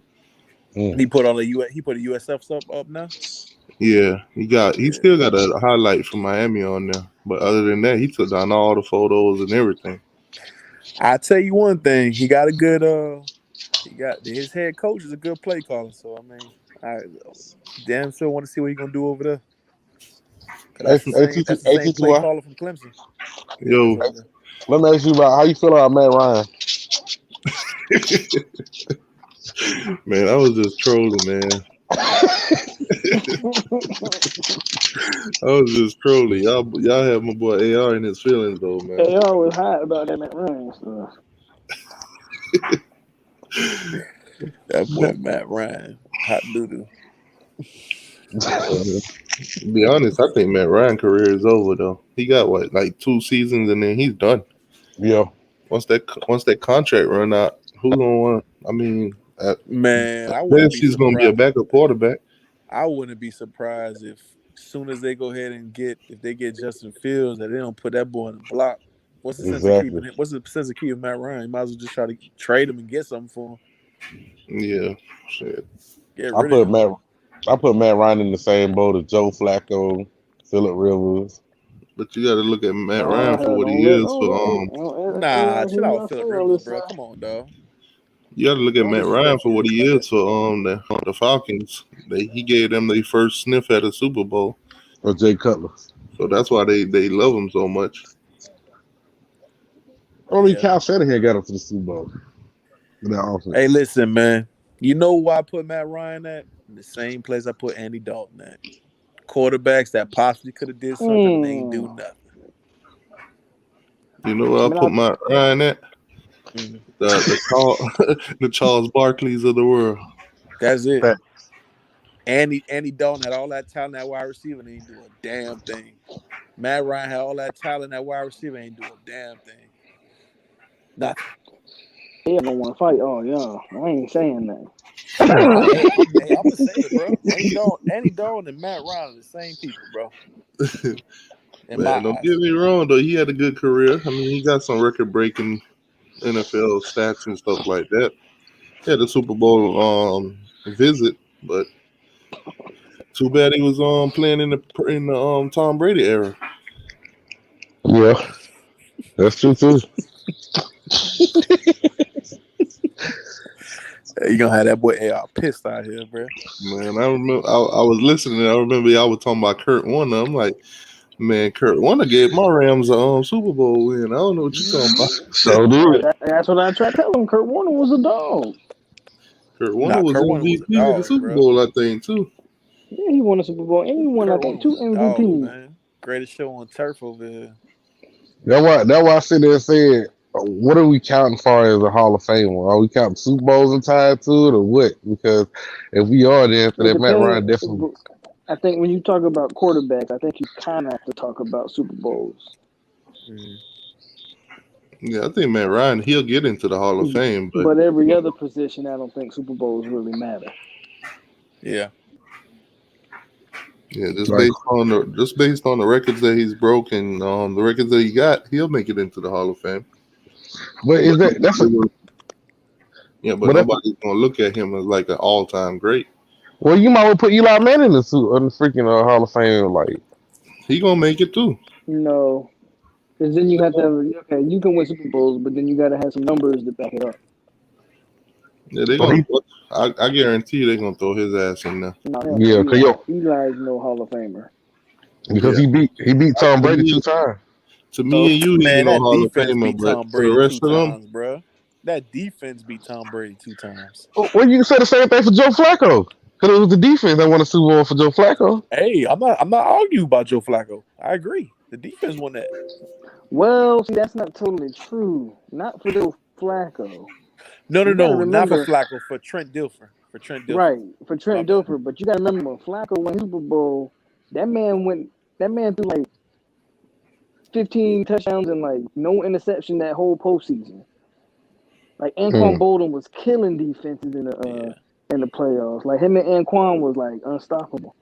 He balled. And I ain't gonna lie, Joe Flacco balled that postseason that they won the Super Bowl. You know what happened with Flacco, bro? When he got that money, that boy just turned to trash. Exactly. And he got that money after that Super Bowl, paid, and then that was it. That was over. He went down the drain. That was it. Yeah, Flacco got that bag, and he just was terrible after that, bro. So what's Matt Ryan's excuse? I'm not talking about no Matt Ryan. Y'all not forget me. Oh man, I don't know what Matt Ryan. Matt Ryan got no excuses, bro. All the damn weapons he had over there, bro. They still got. Nah, ain't no damn excuse for Matt Ryan, bro. Matt Ryan ain't it, dog. Like I said, bro, he Andy Dalton, bro. I got both of them as the same quarterbacks in my eyes. Yes. But Russell Wilson trying to go to the Cowboys though. Hey CJ, hey share that CJ. What? I got something for you. Whatever. Look at your screen. Share it.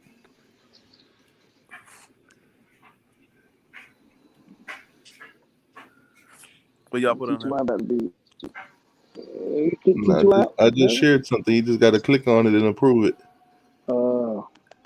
Watch it be some bullshit. Look down at the bottom where you would see people that's in the back room. Yeah. You see I got something share.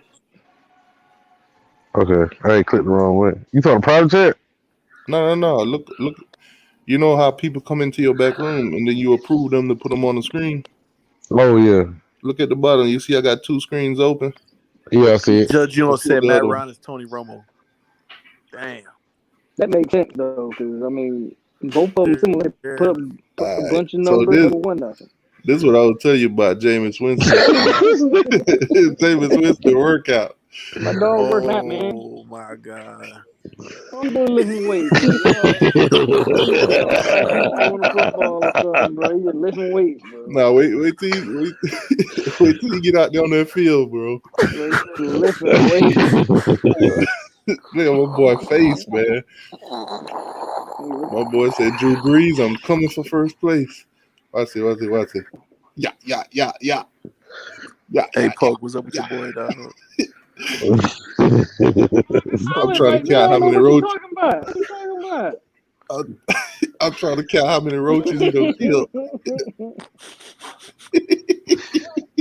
Man, what kind of movement is that? Bro, I'm telling you, bro. I see 30 more interceptions coming. I'm not fucking with y'all. No blood. I'm not fucking with y'all. Oh, no my God.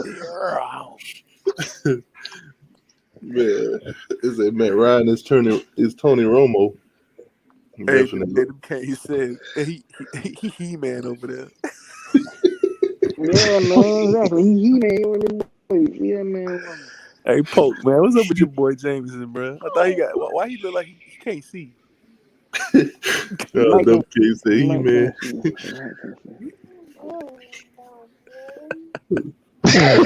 What? I'm still trying to figure out what the hell I just looked at because, like, the foot movement was stiff as hell. James always been stiff, man. Yeah, that's true. That is true. Always been stiff as hell. Oh my God. T2 fool, bro. How you, bro? I'm telling you, I just see this shit online all day. I saw it too, bro. They were making fun of him. Because when you in that Miami versus Canes, bro, you see all kind of shit. I don't know why he was jumping when he was doing that first drill, when he was doing that first workout. Man, what the hell, man? I watched that thing about 3 times, and I thought every time I watched it, I thought he was gonna hit himself in the face with that weight. You're not even supposed to jump doing that. What the hell he was doing with them dummies, man? Because that what kind of shuffling is that? That was the Cupid shuffle, bro. Shit, I could do a better shuffle than that, and I ain't wearing that in a long time. That's that no blood raw. Do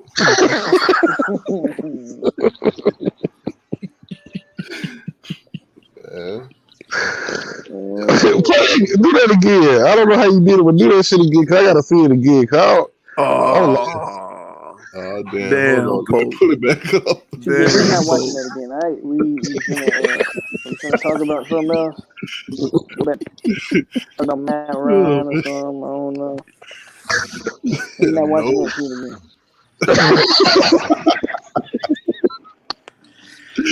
Hey man, if Tony Romo had a defense, Cowboys could have did something, bro. But Tony Romo ain't had no defense out there in Dallas. Some boy's defense was trash. Garbage. Oh no. I'm still looking at Wilson. Wilson still trying to go for the Cowboys. Yeah. Damn. The Cowboy been talking about he interested in for Dak Prescott. I heard he wanted to be traded, but trade Prescott to the Seahawks? Yeah, they wanted to do some kind of trade with him. And you know Deshaun Watson's still trying to go to the Dolphins or something, Jets or Panthers. Who? Deshaun Watson. Oh, okay. Man. Oh, yeah, I forgot about Deshaun Watson. Yeah. I don't think he'll end up in Miami. I'd be surprised he end up a Dolphins. I believe that's where he's going. That's a lot to give up, bro. Yeah. First round pick and everything. I still think he'll end up with the Jets though, bro. I don't understand why the Dolphins just don't build around Tua. I know. I don't understand that either, bro. But because Tua don't have too many injuries. Oh my God, bro. How many injuries he done had? Hell, like 3 of them bitches. Man, his main injury was the hip injury, bro. That was it, bro. No, he came into the NFL with that. If the Dolphins was smart. He got injured at the Dolphins too. Yeah, he got injured at the Dolphins. Yeah, but it wasn't they should have let him sit the entire year. They should have. Man, they should have just let him recover instead of trying to put him in to have Patrick crying. I'm sorry, y'all. Bro, that man was crying, bro. I thought they believed in me. How they gonna pull me like that and put the toe in? That man was about to cry. Y'all about to make that man cut his beard. Remember that scene from Baby Boy when the stepdaddy was in the kitchen, sexing baby mama? Yeah. Jameis was jumping like that.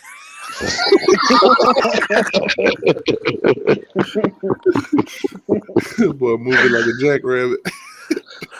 Man, I hating on my boy, man. No blood raw. That joint is stuck in my head now. That workout? Yeah, I can't get that shit out of my head. I'm like, the hell am I looking at? Bro, I'll tell you, that shit had me dying. What is that, a 40-pound dumbbell he had in hand? I don't even know. You're not even supposed to do, dog. You're not supposed to jump with it, bro. He's supposed to lift it and hold it straight up and then do it down again. He kept jumping up like an idiot. I don't know what the hell he was doing. That's not even how you do that workout. He was doing what his trainer told him to do, man. You know what I mean? Yeah, he better fire that bitch soon. He doing that shit. He ended up throwing his damn shoulder out doing that shit, bro. The way he was doing it. Better call up Brady and say, "Look, man, I know you took my job, but what's your trainer number?" I think Brady might be a vegan. Brady a vegan? Hell no. I might be wrong on that. Man, Brady just, I don't know. Yeah, he's just a freak. That boy 43 out here, still fucking playing. Man, Brady act like he eat raw broccoli. He probably do. Y'all saw that video of him when he was at the Super Bowl party and shit, and he was all drunk and shit. Yeah, my nigga was like, "Hey, I don't did everything. I could do it now." He said he was like, "It's hot." Yeah, I saw that. That son, hey, listen, boy. But they was throwing the damn trophy from boat to boat. Bruh. Did y'all see that? They was throwing the trophy over the water from boat to boat. I'm like, bruh, if somebody mess up and drop that thing, how they gonna get the trophy back? I tell you one thing, bro. You go out here drinking and you in that hot ass sun, boy. That shit gets you, boy. That shit put you under. Oh shit! With all the money they make, they can replace it. Yeah. Or they can send divers in there to go get it if they really want it. I don't think nobody contest him, bro. To be honest. Yeah. I don't think nobody gonna be able to contest him this year, bro. I think Tampa, they primed and ready to go for a repeat. Not so fast, my friend. You better watch out for that Ryan and them Falcons. Okay. They hold the Tampa whole defense returning, bro. That whole defense is coming back. The Falcons going 12-4. You said the go 12-0? 12-4. 12-4. The Falcons. Man, Ryan gonna be MVP. Well, y'all, the Rams finally got a quarterback now. Yeah, they finally got rid of Goff. They got a quarterback. They already had a good running back, and they got a good defense. That's true. They do got a quarterback. That's crazy. Like all the best players on the Rams are Seminole players. Ain't that crazy too? Why? I know, right? It's a love-hate relationship with my Rams. You might well call the Rams the Seminoles now. Might as well call them Seminoles. I'll be like, man, I hope we don't draft no Seminoles. Then we draft a Seminole. I'm like, oh, go Cam Akers. Let's go, Cam.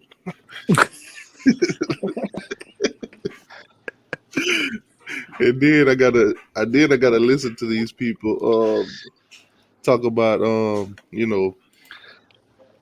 especially on the Facebook page, talk about how great Cam is doing, and I can't even root against him.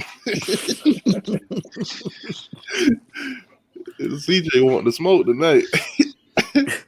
I just had to look at why is he hopping with it?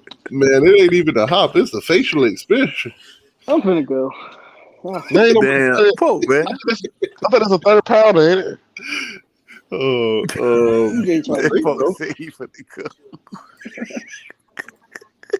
look at the face, bro. You can't even tell what that is. Why you pausing right now? I'm trying to catch the weight. Why you pausing right now? At any point you pause it, it still ain't gonna change the facial expression. Bro, he's not supposed to jump, bro. He's supposed to stay on his feet and lift it straight up. I don't know why he's jumping. But it's not even that much weight. It looks like it's like a good 30 pounder or something, 40. 30 at the most. Man, that man moving weight out here. Hush. I'm trying to it don't say what weight it is. Right 80 pounds right there. You think he finna start over there in New Orleans? I think they still gotta sign him a contract. He was only on a 1 year deal there, so yeah. He's technically a free agent. I don't know where he's gonna go, to be honest with you. Man, this train ain't gonna get no more clients. No more. Well, Sean Payton said he won back though. We'll see what he do. I'm about to do the Cupid shuffle, bro. Yeah, that man doing the bank do your dance. I'm talking about the dummies just slapping them all in the damn face. Oh man. Oh my god, that shit too funny. Shoot, AR had sent me the Gators workout videos and shit. Boy, them boys slacking up there in Gainesville. Because Mullen ain't all the way bought in, bro. Yeah, Mullen on his way out of there, bro. That boy trying to get a job, bro, with the NFL. He ain't get hired though. Mullen's a damn clown. I heard he was going after the Jets job. Yeah. But that was earlier on, towards the end of the season. I ain't heard nothing about it since. Nah, he went an interview. I forgot with what team, but he went an interview with somebody in the offseason. Yeah, the Jets. I know he did the Jets interview. Bro, he know he out of there, bro. He know this is it for him, bro. He ain't got no quarterback. He lost all that time. That's a wrap, bro. I mean, around when they were talking about Urban Meyers going to the Jaguars, they were talking about him going to the Jets. I mean, he might have Adam Gase ain't doing nothing.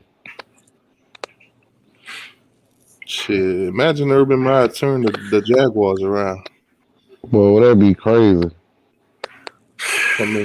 Come in the NFL and have a Pete Carroll kind of career. He might. Yeah, that'll be crazy. He might, man.